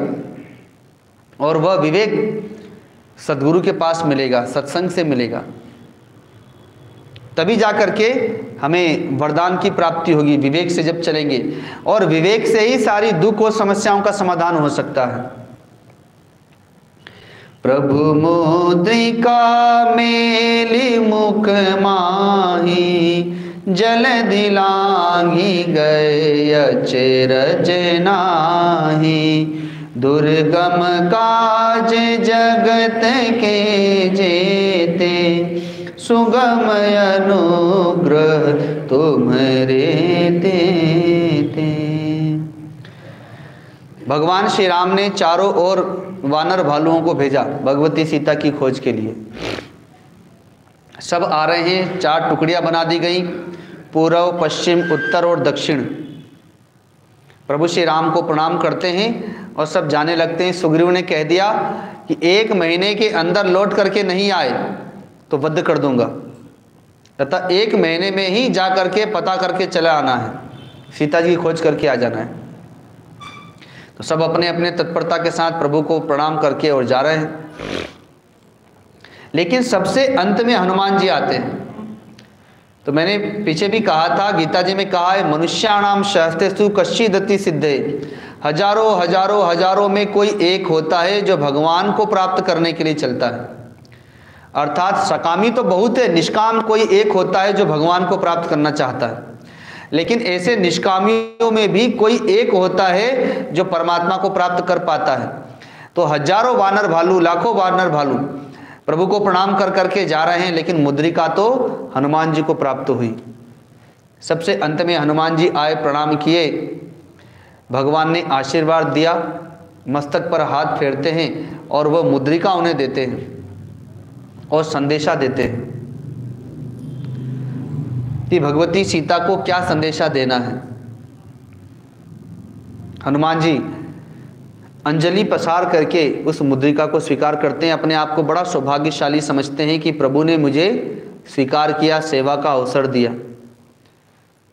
तो मानो साक्षात ब्रह्म विद्या हो ऐसा स्वीकार करके उस मुद्रिका को अपनी अंजलि प्रसार करके स्वीकार किया और प्रणाम किया और बड़े प्रसन्नचित्त होकर के वहाँ से चल दिए कि प्रभु ने मुझे सेवा का अवसर दिया। तो कहते हैं प्रभु मुद्रिका मेली मुख माही। तो उस मुद्रिका को जेब में तो रखा नहीं, हनुमान जी के पास जेब तो है नहीं, वे तो लाल लंगोटे वाले बाबा हैं, तो इसलिए जेब तो था नहीं, लेकिन और कहीं नहीं रखा, हनुमान जी ने उसको अपने मुख में रख लिया। और जलधि लांग गए अचरज नाहि, आकाश में उछल करके उस समुद्र को छलांग लगा के पार कर गए। ना उनको आश्चर्य होता है और ना संतों को आश्चर्य होता है। जलधि लांग गए अचरज नाहि, कि हम कैसे लांग गए। लेकिन इसका आध्यात्मिक अर्थ है। भाई मुद्रिका में क्या लिखा था? राम नाम। जो मुद्रिका थी उसमें राम नाम अंकित था। तो हनुमान जी ने देखा कि राम नाम है तो तुरंत मुंह में रख लिया। अर्थात जो अब जिसके मुख में राम नाम होगा वो भव सागर को पार कर जाएगा, इसमें अचरज की बात नहीं है। प्रभु मुद्रिका मेली मुख माही, जलधि लांग गए अचरज नाही। अर्थात जिसके मुख में राम नाम है वो संसार रूपी सागर को पार कर जाएगा, और जिसके मुख में राम नाम नहीं है सो संसार सागर में डूबता रहेगा। ये जो राम नाम है ये भव सागर को पार करने के लिए एक दिव्य नौका है। ये जो राम नाम है ये भव सागर को पार करने के लिए मानो सीढ़ी है जिससे हम पार कर जाएंगे, मानो पुल है। भाई जो राम नाम सेतु, जो सेतु भी बना है वो भी तो राम नाम ही लिखते थे उस बड़े बड़े पर्वत और शिलाओं पर, और समुद्र पर वे तैरने लगे, उसी पर चढ़ करके वानर भालू पार कर गए समुद्र को। तो वैसे ही भगवान का नाम, गुरु का जो मंत्र है, गुरु मंत्र, वह सेतु का काम करता है, वह सीढ़ी का काम करता है, वह नौका का काम करता है, और इस भव सागर से हम पार हो जाते हैं। इसमें कोई आश्चर्य की बात नहीं है।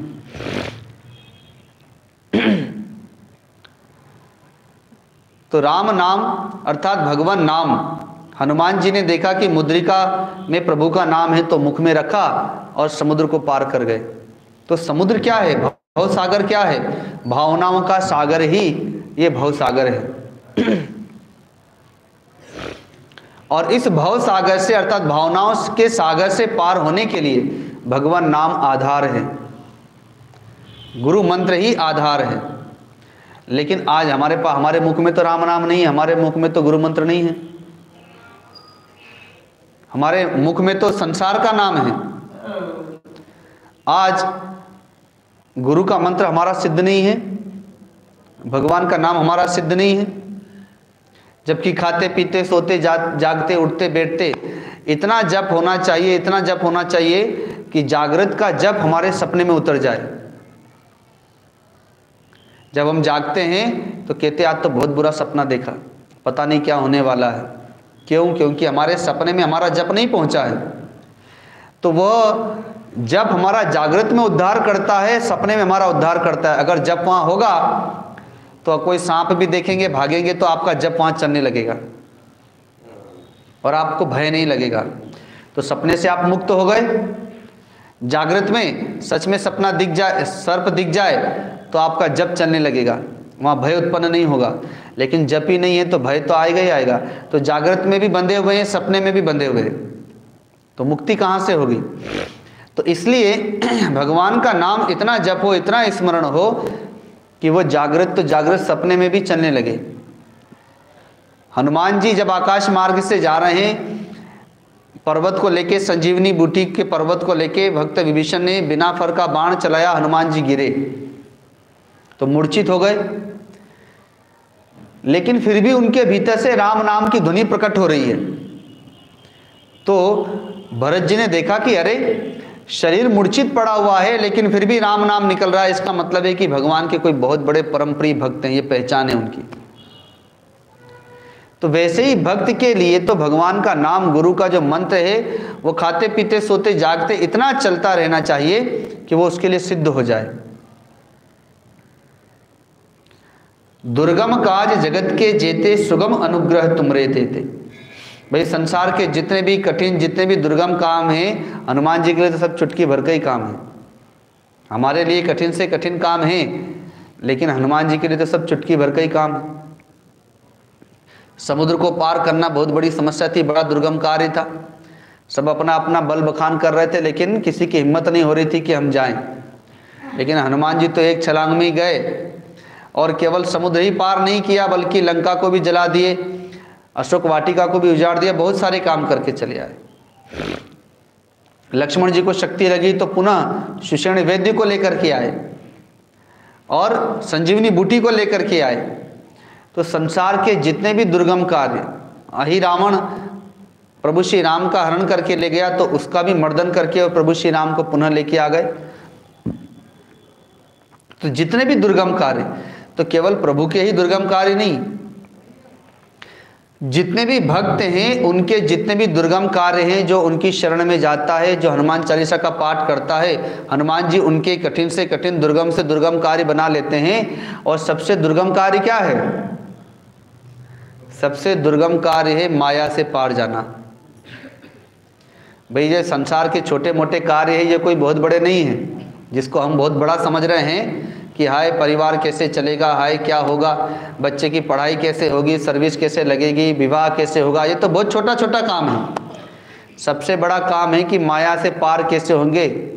पुनरपि जन्म पुनरपि मरणम पुनरपि जननी जठरे शयनम, बार बार जन्म बार बार मरण का भवसागर से पार होंगे। तो सबसे कठिन सबसे दुर्गम काम तो यही है कि भवसागर से पार कैसे जाए। तो हनुमान जी के लिए सुगम है।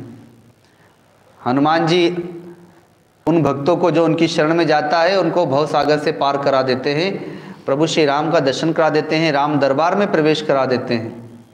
तो दुर्गम काज जगत के जेते, सुगम अनुग्रह तुमरे तेते। राम दुआरे तुम रखवारे, होत न आज्ञा बिनु पैसारे। सब सुख लहे तुम्हारी सरना, तुम रक्षक काहू को डरना। हनुमान जी जो हैं वो राम जी के द्वारपाल हैं। राम दुआरे तुम रखवारे, तो भाई दरवाजे का रखवाला तो द्वारपाल ही होता है। तो राम जी के दरबार में प्रवेश पाना है तो पहले तो बिना द्वारपाल की आज्ञा के तो प्रवेश ही नहीं मिलेगा। आजकल लोग बड़े बड़े शहरों में फ्लैटों में रहते हैं, तो कहीं भी जाना हो तो पहले द्वारपाल वहाँ पर पहले ही रोक लेगा, पता बताओ, एड्रेस बताओ, फ़ोन करेगा, तब जा कर के प्रवेश मिलेगा। अगर उसने एंट्री नहीं दी तो हम लोगों को प्रवेश नहीं मिलेगा, हम उनसे मिल नहीं सकते।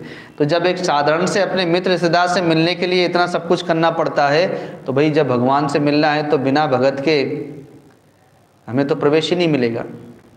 तो राम दुआरे तुम रखवारे, तो बिना गुरु के भगवान की प्राप्ति नहीं हो सकती।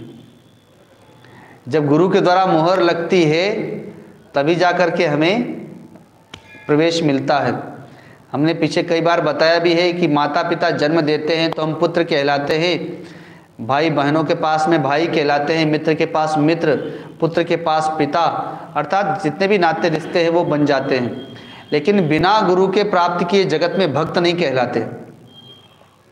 जब गुरु प्राप्त होते हैं तभी हम भक्त कहलाते हैं, अर्थात भक्त की मोहर हमें लगती है। उसके पहले भक्त नहीं कहलाते। उसके पहले चाहे हमने जितने भी भक्ति की हो, वो सारी की सारी भक्ति केवल गुरु को प्राप्त करने के लिए होती है। जब गुरु प्राप्त हो गया और तब हम भक्ति करते हैं, और वो परमात्मा को प्राप्त करने के लिए भक्ति होती है। तो वैसे ही राम दुआरे तुम रखवारे, होत न आज्ञा बिनु पैसारे। बिना हनुमान जी की सेवा किए, बिना हनुमान जी को प्रसन्न किए, उनकी आज्ञा के बिना हमको राम दरबार में प्रवेश नहीं मिलेगा। वैसे ही बिना गुरु की सेवा किए, बिना गुरु की आज्ञा का पालन किए परमात्मा की प्राप्ति नहीं हो सकती। सब सुख लहे तुम्हारी सरना, तुम रक्षक काहू को डरना। भाई जब सुग्रीव हनुमान जी के साथ हैं तो देखिए उनके सारे दुख भी मिट गए और संसार का कौन सुख नहीं जो उनको प्राप्त नहीं हुआ, भौतिक सुख। और विभीषण जी जब हनुमान जी के कहने से प्रभु श्री राम की शरण में आए तो भौतिक सुख भी प्राप्त हुआ और आध्यात्मिक सुख भी प्राप्त हुआ। अर्थात राजा भी बन गए लंका के, परिवार भी मिल गया, संपत्ति भी मिल गई, वैभव भी मिल गया और परमात्मा भी मिल गए, ज्ञान भी मिल गया। तो सब सुख लहे तुम्हारी सरना, तुम रक्षक काहू को डरना। तो हमारा चाहे जैसा भी दुख हो, कष्ट हो, वो हनुमान जी की शरण में जाने पर वो नष्ट होगा और हनुमान जी से हमें सब प्रकार के सुख प्राप्त होंगे। भौतिक सुख चाहिए तो भौतिक सुख, आध्यात्मिक सुख चाहिए तो आध्यात्मिक सुख की भी प्राप्ति होगी। तो तुम रक्षक काहू को डरना। अब बताओ, हनुमान जी जैसे अगर रक्षक हमारे मिल जाए तो फिर किससे डरना? जो बड़े बड़े असुरों को विदीर्ण कर देते हैं, ऐसे हनुमान जी अगर हमारे रक्षक हो तो भाई औरों पर हमें विश्वास नहीं है कि और कोई हमारी रक्षा करे ना करे, लेकिन हनुमान जी जैसा अगर हमारे रक्षक हो जाए तो फिर डरना ही किस बात का। तो इसलिए इस हनुमान चालीसा के माध्यम से हमें हनुमान जी की चरण की शरण में जाना चाहिए और अपने जीवन को उनके चरणों में सौंप देना चाहिए। फिर हनुमान जी हमारी रक्षा करेंगे। जब हम स्वयं हमारी रक्षा करने का प्रयत्न करते हैं तो कोई भी हमारी रक्षा करने नहीं आएगा। माँ द्रौपदी अपनी रक्षा के लिए पांचों पांडवों की ओर देखती हैं, रक्षा नहीं होती। पितामह भीष्म, राजा धृतराष्ट्र आदि की ओर देखती हैं, रक्षा नहीं होती। अपना बल लगाती हैं, रक्षा नहीं होती। लेकिन जब दोनों हाथ उठा के प्रभु की शरण में चली जाती हैं तो फिर भगवान आते हैं, वस्त्र बन करके आते हैं। लेकिन उसके पहले तो भगवान नहीं आए। भगवान भी देख रहे थे, ये अपना प्रयत्न कर रही हैं तो कर लेने दो। तो वैसे ही जब कोई हनुमान जी की शरण में आता है और पूर्ण रूप से शरणागत हो जाता है तो हनुमान जी उसके हर प्रकार के संकट का हरण करते हैं और उनकी हर प्रकार से रक्षा करते हैं। आपने तेज समारो आपे, तीनों लोक हाँकते कांपे। भूत पिशाच निकट नहीं आवे, महावीर जब नाम सुनावे। आपन तेज सम्हारो आपे। कहते हैं हनुमान जी से प्रार्थना करते हुए गोस्वामी तुलसीदास जी कहते हैं कि हे हनुमान जी, आपका तेज आप ही संभालिए और किसी के बश की बात नहीं है। जब हनुमान जी ने जामवंत जी के कहने से अपना उनका स्वरूप प्राप्त हुआ, उन्हें अपनी शक्ति सामर्थ्य की स्मृति प्राप्त हुई, तो अपार तेज उनके शरीर से चिटक रहा है। अत्यंत बलवान हनुमान जी जब विराट स्वरूप धारण किए तो उस समय वे कहते हैं कि हे जामवंत जी, आप बताएं मुझे करना क्या है, क्योंकि इस समय मुझे अपनी शक्ति की स्मृति प्राप्त हो गई है। आप एक समुद्र की बात कर रहे हैं, ऐसे में 100 समुद्र को भी एक छलांग में लांघ सकता हूं। आप कहें, बताएं, मैं समुद्र को मत दूं और त्रिकुट पर्वत को ही विदीर्ण कर दूं। आप कहें तो उसको उखाड़ के यहां लेके आ सकता हूं। आप कहें तो लंका को मैं इसी समय मत सकता हूं, रावण को उसके अनुचरों सहित नष्ट कर सकता हूं और भगवती सीता को अभी लेकर के आ सकता हूं। तो कहते हैं कि नहीं नहीं, ठहरो ठहरो, शांत हो जाओ, शांत हो जाओ। आपन तेज संहारो आपे। आपका तेज किसी के वश की बात नहीं है कि कोई सहन कर पाए, आप ही उसको संभाल सकते हैं। तीनों लोग हाँकते कांपे। हनुमान जी जब गर्जना करते हैं उस समय छलांग लगाने से पूर्व तीनों लोग कंपित हो उठते हैं। जिस पर्वत से छलांग लगाई वो तो पाताल में ही चला गया, तीनों लोग कांप गए। ऐसे ही जब हनुमान जी लंका जला करके गर्जना करते हैं वहां से छलांग लगाने के लिए, इस पर आने के लिए, तो हनुमान जी ने जो गर्जना की तो कई राक्षस तो वहीं विदीर्ण होकर के गिर गए और बहुत सी राक्षसियां जो गर्भवती थी उनके गर्भपात हो गया, सब भयभीत होकर कांप गए। तो आपन तेज समारो आपे, तीनों लोग हाँकते कांपे। आपकी हाँक से, आपके हुंकार से तीनों लोग कांप उठते हैं। आप ही अपने तेज को संभालें। भूत पिशाच निकट नहीं आवे, महावीर जब नाम सुनावे। भाई कोई स्मशान में जाए तो बिना बोले अपने आप हनुमान चालीसा याद आ जाती है, कोई बोलना नहीं पड़ता कि हनुमान जी को याद करो। दिन में भी अकेले स्मशान में जाने में डर लगता है, रात की तो बात ही छोड़ दी, जबकि हमने भूत देखा नहीं एक भी, पर पता नहीं क्यों मन में बैठा हुआ है कि स्मशान में भूत रहता है। तो जैसे ही स्मशान में किसी कारणवश चले गए अकेले, या रात्रि के समय स्मशान के अगल बगल से निकलने का अवसर पड़ जाए पगडंडी से, तो हनुमान चालीसा अपने आप चलने लगती है डर के कारण से, क्योंकि जानते हैं कि भूत पिशाच निकट नहीं आवे, महावीर जब नाम सुनावे। हनुमान जी ने लंका में या अन्य समय में भी राक्षस, भूत, प्रेत, पिशाच, शाकिनी, डाकिनी आदि इन सब की इतनी पिटाई की है, इतनी पिटाई की है कि हनुमान जी के नाम से भी डरते हैं लोग। और हनुमान जी के पास में प्रभु श्री राम का नाम है, तो राम नाम से तो भूत भी भाग जाते हैं। और वैसे भी अब भूत तो दिखाई नहीं देते, बल्कि सब भूतों ने जन्म ले लिया अब, क्योंकि भूत तो रात को 12-1 बजे खाता है और दिन में सोता है, तो बड़े शहरों में तो यही होता है। और भूत तो मांस मदिरा खाएगा पिएगा, तो बड़े शहरों में अब यही होता है। रात को 12-1 बजे 2 बजे तक खाते पीते हैं और 10 बजे तक सोए रहते हैं, और मांस मदिरा उनका खाना पीना होता है। और आजकल वेशभूषा भी वैसी बना रखते हैं सब लोग, बाल वगैरह सब वैसे भूत प्रेत के समान ही हो गए सब। तो चाहे वो बाहर के भूत हो, चाहे भीतर के भूत हो, काम भी एक भूत है, क्रोध, लोभ, मोह, राग, द्वेष, ये सब भूत है। जो हनुमान जी की शरण में जाता है उसके भीतर के भूत भी भाग जाते हैं। एक भक्त गेहूं तोलने के लिए दूसरे गांव जा रहा था। पहले तोलने के लिए लोग जाया करते थे, काफ़ी समय पहले बाट आदि तराजू बाट लेकर के एक गांव से दूसरे गांव जाते थे। तो गांव से जा रहा था, पगडंडी पर अचानक एक उसे भूत दिखाई दिया। मनुष्य की आकृति का था, लेकिन कुछ बड़ा था, डील डोल उसका विभत्स स्वरूप था। तो देख के डर गया कि कहीं भूत तो नहीं है, लेकिन चारों तरफ दृष्टि घुमाया तो वो अकेला ही था, और तो कोई था ही नहीं। दोपहर का समय था, चिलचिलाती धूप थी, तो डर गया, लेकिन अब जाए कहाँ, भाग भी नहीं पाया। तब तक वो भूत नज़दीक आ गया। उसने कहा कि कहाँ जा रहे हो? तो कहा कि अनाज तोलने। तो कहा कि जरा अपने तराजू को खोलो, मुझे भी कुछ तोलना है, अपना बाँट रखो। तो बाँट रख दिया और कहा कि आप रखिए, आपको क्या तोलना है? तो कहा कि ये मिट्टी का ढेला इस पे रखो। तो खेत में मिट्टी के बड़े बड़े ढेले थे, उठा करके जैसे ही रखा और तोलने के लिए बोला राम राम एक,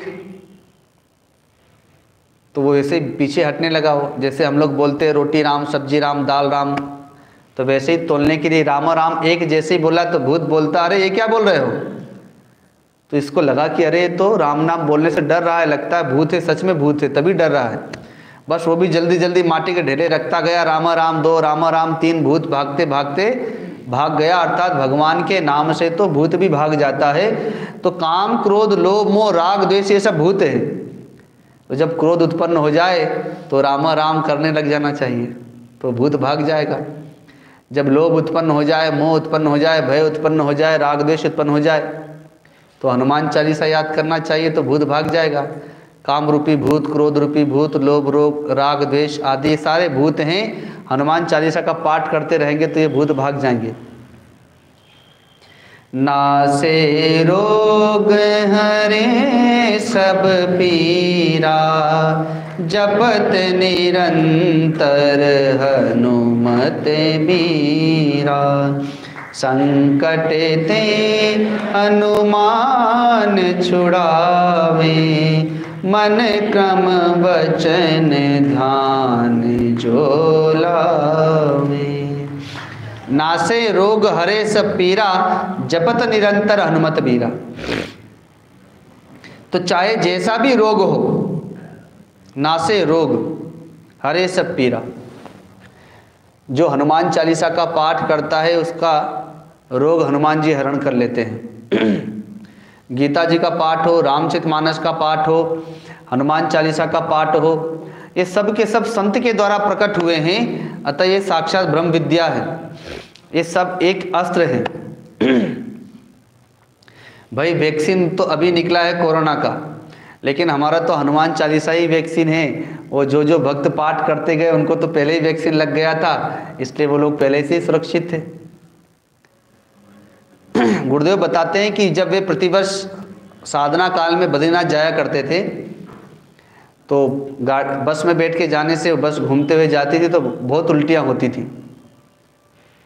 तो बहुत उपाय किया, कभी नींबू सूंघते हुए गए, कभी बिना खाए चले गए कि चलो भूखे पेट चल के देखते हैं, लेकिन कोई युक्ति काम नहीं आती थी।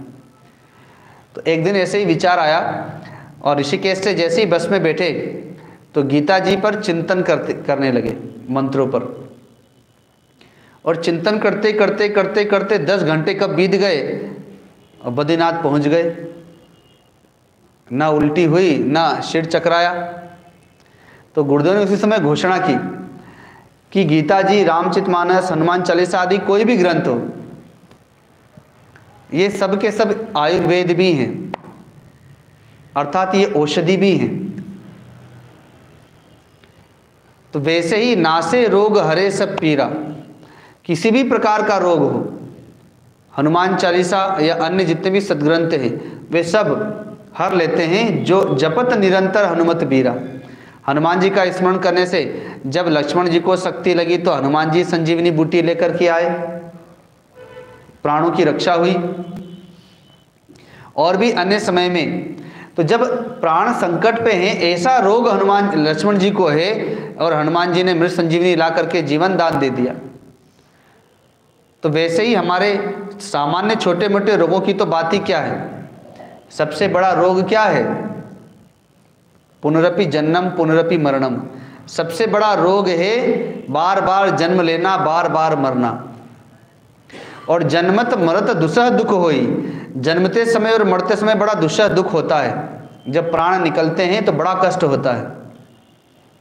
तो हनुमान जी जपत निरंतर हनुमत बीरा, जो हनुमान जी का स्मरण करता है, हनुमान चालीसा का पाठ करता है सतत, तो नासे रोग, हनुमान जी उसका भव रोग भी हर लेते हैं।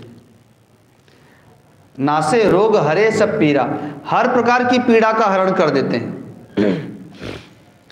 इस कोरोना काल में हनुमान चालीसा का पाठ करने के कारण से बहुत से भक्तों ने अपना अपना दृष्टांत सुनाया कि जब से हनुमान चालीसा का पाठ किया तो कैसे कैसे रोगों से हमारी रक्षाएं हुई। हनुमान जी ने सबकी रक्षा की और भव सागर से भी वे पार करते हैं। संकट ते हनुमान छुड़ावे, मन क्रम वचन ध्यान जो लावे। इसीलिए हनुमान जी को संकट मोचन कहा जाता है। तो हम पर जब संकट आए तो हनुमान जी को याद करें। इसीलिए तो कोरोना जैसा महासंकट प्रकट हुआ, महामारी प्रकट हुई, तो हम लोग हनुमान जी की शरण में गए, हनुमान चालीसा का पाठ किया और आज हनुमान जी हमको बड़ी सहजता से पार लेकर के आ गए। तो जब जब जहाँ जहाँ भी संकट उत्पन्न हुआ हनुमान जी वहाँ गए और बड़े बड़े दुर्गम दुर्गम कार्य किए हनुमान जी ने। तो संकट का मतलब हमने देखा कि जब समुद्र पार करना हो तो वानरों पर संकट था, तो हनुमान जी छलांग लगा करके गए और उनका संकट हरण किया। लक्ष्मण जी को शक्ति लगी तो वो संकट का काल है तो हनुमान जी गए औषधि लेकर के आए। लेकिन ये तो संकट है, पर आप विचार कीजिए प्रभु श्री राम को हनुमान जी कब मिले? रामचरितमानस, वाल्मीकि रामायण ग्रंथों के आधार पर हनुमान जी राम जी को तब मिले हैं जब राम जी संकट में हैं। यद्यपि वे भगवान हैं, उनके लिए कोई संकट नहीं है, लेकिन ऐसे समय में मिले हैं जब राज्य भी चला गया, परिवार भी चला गया और धर्मपत्नी का भी हरण हो गया। वन वन भटक रहे हैं लक्ष्मण जी को लेके, और तब हनुमान जी मिले और हनुमान जी ने सुग्रीव से भेंट कराई और तभी से प्रभु श्री राम का कार्य होना शुरू हो गया। संकट ते हनुमान छुड़ावे। तो जीवों के तो कहना ही क्या, वे तो प्रभु के भी संकट हरते हैं। यद्यपि प्रभु तो सबके संकटों का हरण करने वाले हैं, वे तो मर्यादा पुरुषोत्तम हैं, लेकिन निमित्त बनाया हनुमान जी को, पर निमित्त तो बनाया। अब दूसरा सुनिए, सीता जी को हनुमान जी कब मिलते हैं? जब सीता जी बड़ी संकट में हैं, भाई अशोक वाटिका में हैं, परिवार भी नहीं है, पतिदेव को भी पता नहीं है, और रावण हरण करके ले आया, राक्षसियों के बीच में है, इतने विशाल समुद्र में, त्रिकुट पर्वत पर लंका, लंका में भी गुप्त रूप से, अशोक वाटिका में, वो भी राक्षसियों की पहरेदारी में। और रावण भी बड़ा पीड़ित करता है, बार बार व्यंग वचन बोल करके अपमान करता है, राक्षसियां पीड़ित करती रहती हैं और इतनी पीड़ित हो जाती हैं दुख से कि आत्मदाह करना चाहती हैं, शरीर छोड़ना चाहती हैं, आग मांगती हैं त्रिजटा से, अशोक वृक्ष से, चंद्रमा से, कि अग्नि मिल जाए तो जल मरूं, ऐसे दुख से तो अच्छा है मर जाना। और उसी समय हनुमान जी मिलते हैं और सीता मैया के दुखों का हरण करते हैं, आश्वासन देते हैं। भरत जी को कब मिलते हैं? जब भरत जी भी संकट में हैं, अर्थात प्रभु के वियोग में व्यथित हैं। तो प्रथम भेंट होती है जब पर्वत को लेके जा रहे हैं संजीवनी बूटी के, तो मार्ग बदल दिया हनुमान जी ने, गए थे दूसरे मार्ग से, आते समय दूसरे मार्ग से आते हैं, क्योंकि भरत जी बड़े व्यथित हैं।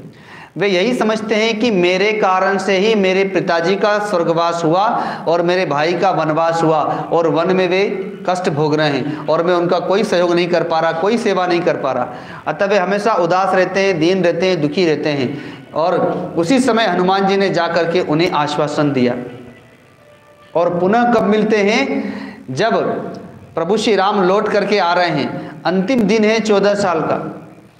भरत जी सोच रहे हैं प्रभु आएंगे कि नहीं आएंगे, अगर आज नहीं आए तो कल तो मैं अपने प्राण त्याग दूंगा, क्योंकि मैंने कहा था कि 14 साल से अगर एक दिन भी अधिक हुआ तो मैं अपने प्राण त्याग दूंगा। तो संकट का समय है भरत जी के लिए। हनुमान जी पहुँचे और हनुमान जी ने उन्हें आश्वासन दिया। इसीलिए जब प्रभु श्री राम का कार्य हनुमान जी ने किया तो प्रभु श्री राम ने वरदान दिया और अपने आलिंगन लगा लिया, गले लगा लिया। भगवती सीता का संकट हरण हुआ तो भगवती सीता ने वरदान दे दिया, अजर अमर गुण हो हूँ ताता और अष्ट सिद्धि नवनिधि के दाता, आदि आदि वरदान मिले। और भरत जी ने भी अंक लगा लिया हनुमान जी को कि आपने जो मुझे संदेश दिया, इससे प्रिय संदेश मेरे लिए जीवन में और ये दूसरा नहीं हो सकता। मैं आपको क्या दूं, मैं आपका ऋणी हो गया, मैं बस आपको आलिंगन ही कर सकता हूँ, अपना प्रेम प्रदान कर सकता हूँ। तो संकट ते हनुमान छुड़ावे, मन क्रम वचन ध्यान जो लावे।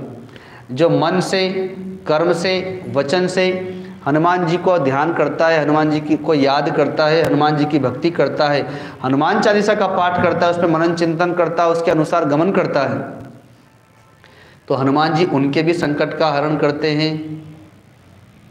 जो प्रभु श्री राम, भगवती सीता, महात्मा भरत, महात्मा लक्ष्मण आदि के संकटों का हरण करने वाले हैं, तो फिर वे सामान्य जीवों का संकटों का हरण करने वाले क्यों नहीं होंगे? अर्थात अवश्य होंगे। इसीलिए हनुमान जी को संकट मोचन कहा जाता है। गोस्वामी तुलसीदास जी ने संकट मोचन हनुमानाष्टक दिया है। तो आइए हम सब भी अपने अपने संकट का हरण करने के लिए हनुमान जी का आह्वान करते हैं इसी हनुमानाष्टक के माध्यम से, क्योंकि संकट तो हम सब पर भी है। और केवल भौतिक संकट ही नहीं है, सबसे बड़ा संकट तो ये माया ही है, और वो माया का हरण हनुमान जी कर सकते हैं। तो आइए उसी के माध्यम से हनुमान जी की स्तुति करते हैं। बाल समय रवि भक्षी लियो तब, तीनहु लोक भयो अंधियारो। ताहि सो त्रास भयो जग को यह, संकट काहू सो जात न टारो। देवन आनी करी बिनती तब, छोड़ी दियो रवि कष्टनी। को नहीं जानते हैं जग में कभी, संकट मोचन नाम तिहारो। संकट मोचन नाम तिहारो।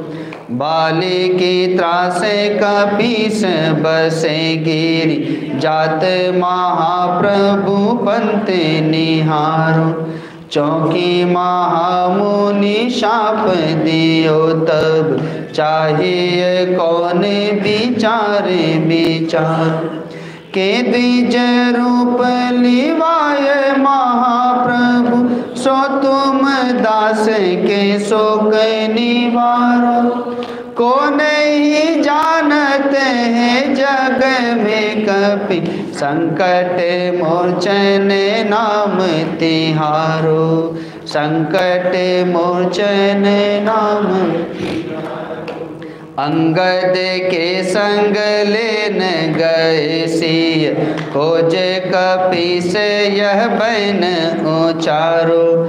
जीवत ना बची हो हम सोजू, बिना सुदिलाए यहाँ पगुधारो।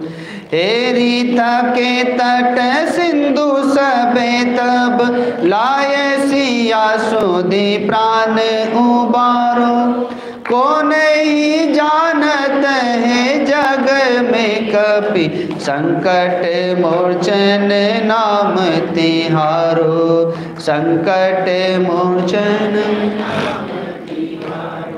रावण त्रास दई सिय को तब, राक्षसी सो कहीं शोक निवारो।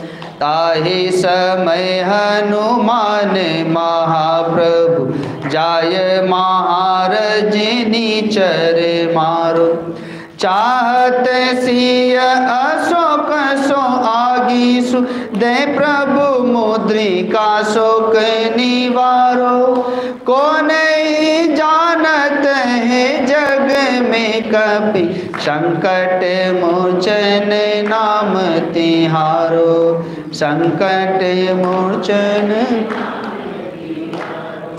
बाण लाग्यो और लक्ष्मण के तब, प्राण तजो सुत रावण मारो। ले गृह वैद्य सुषेण समेत, तब गिरि द्रोण सुबीर उपारो। आने सजीवन हाथ दई तब, लक्ष्मण के तुम प्राण उबारो। को नहीं जानत है जग में कपि, संकट मोचन नाम तिहारो। संकट मोचन नाम।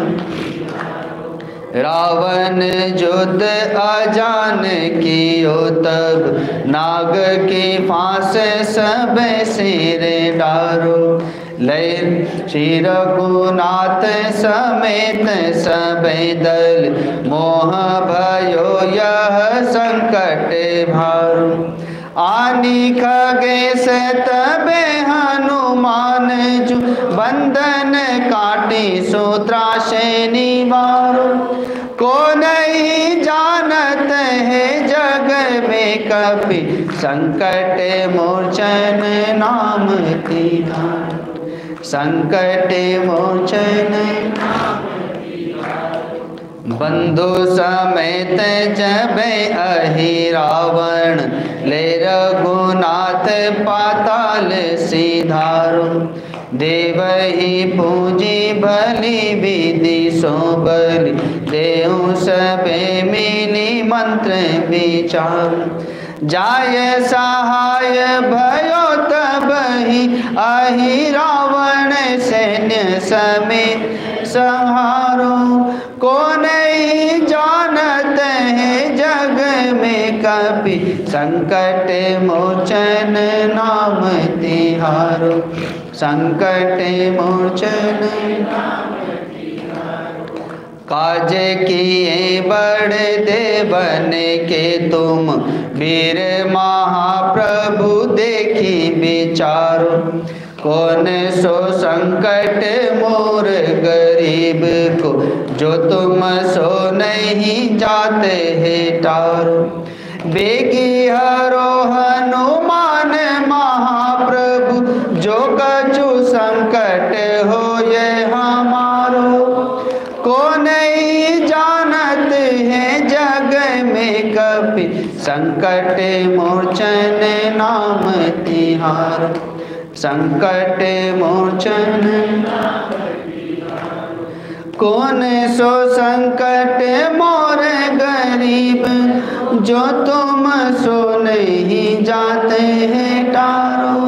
कौन ही जानते हैं जग में कभी, संकट मोचन नाम तिहारो। संकट मोचन नाम तिहारो, संकट मोचन। लाल देह लालील से, अरुदर लाल लंगूर। वज्र देह दानव दलन, जय जय जय कपीसूर। बोलिए सद्गुरुदेव भगवान की, सियावर रामचंद्र भगवान की, पवन पुत्र हनुमान जी महाराज की, श्री गोस्वामी तुलसीदास जी महाराज की, श्री आनंदेश्वर महादेव की। ओम नमः पार्वती पते, हर हर महादेव। आज की श्री हनुमत कथा का यह चतुर्थ दिवस की जो भी प्रसंग, जो भी वाणी रही, वो श्री हनुमान जी महाराज व सद्गुरुदेव भगवान के चरणों में समर्पित करते हैं। यहीं पर अपनी वाणी को विराम देते हैं और कल पुनः 3 बजे कथा के अंतिम दिवस अर्थात पंचम दिवस की जो कथा है वो पुनः इसी 3 बजे इसी दिव्य आनंद धाम के प्रांगण में होगी। तो कल पुनः 3 बजे ही सत्संग भवन में मिलेंगे। तब तक के लिए हरिओम। आरती के लिए यजमानगण आ जाएंगे।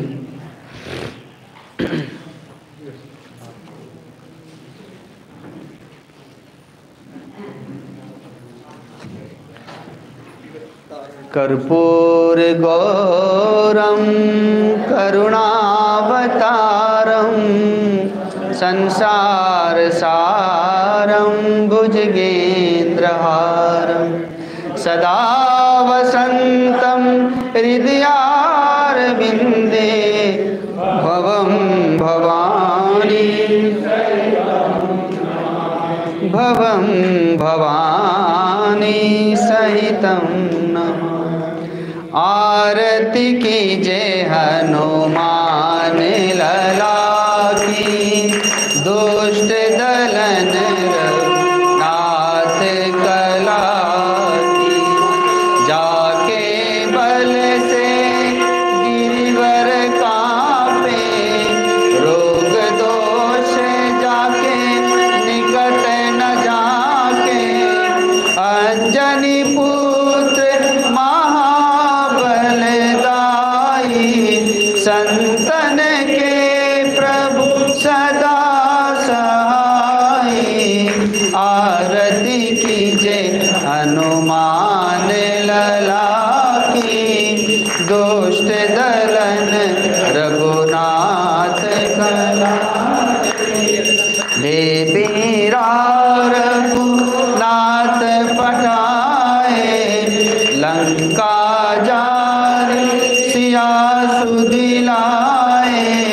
लंका सुकोट समुद्र सिखाई, जात पवन सुत बार न लाई। आरती कीजे हनुमान लला की, दुष्ट दलन रघुनाथ लंका जारी असुर संकारे।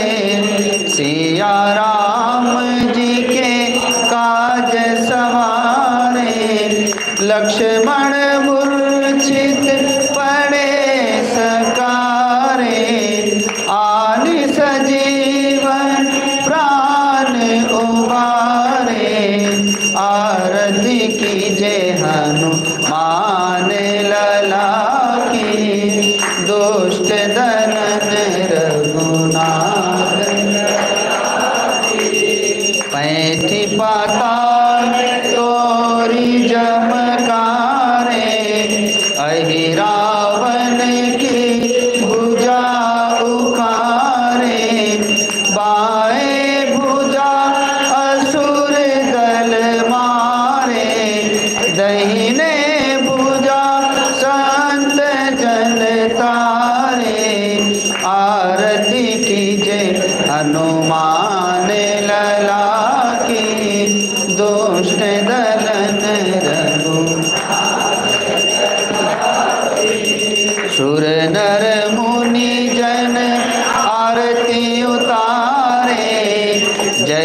जय जय हनुमान उचारे, कंचन तार कपूर लोचाई, आरती करत अंजना माई, आरती कीजे हनुमान लला की, दुष्ट दलन रघुनाथ कला की।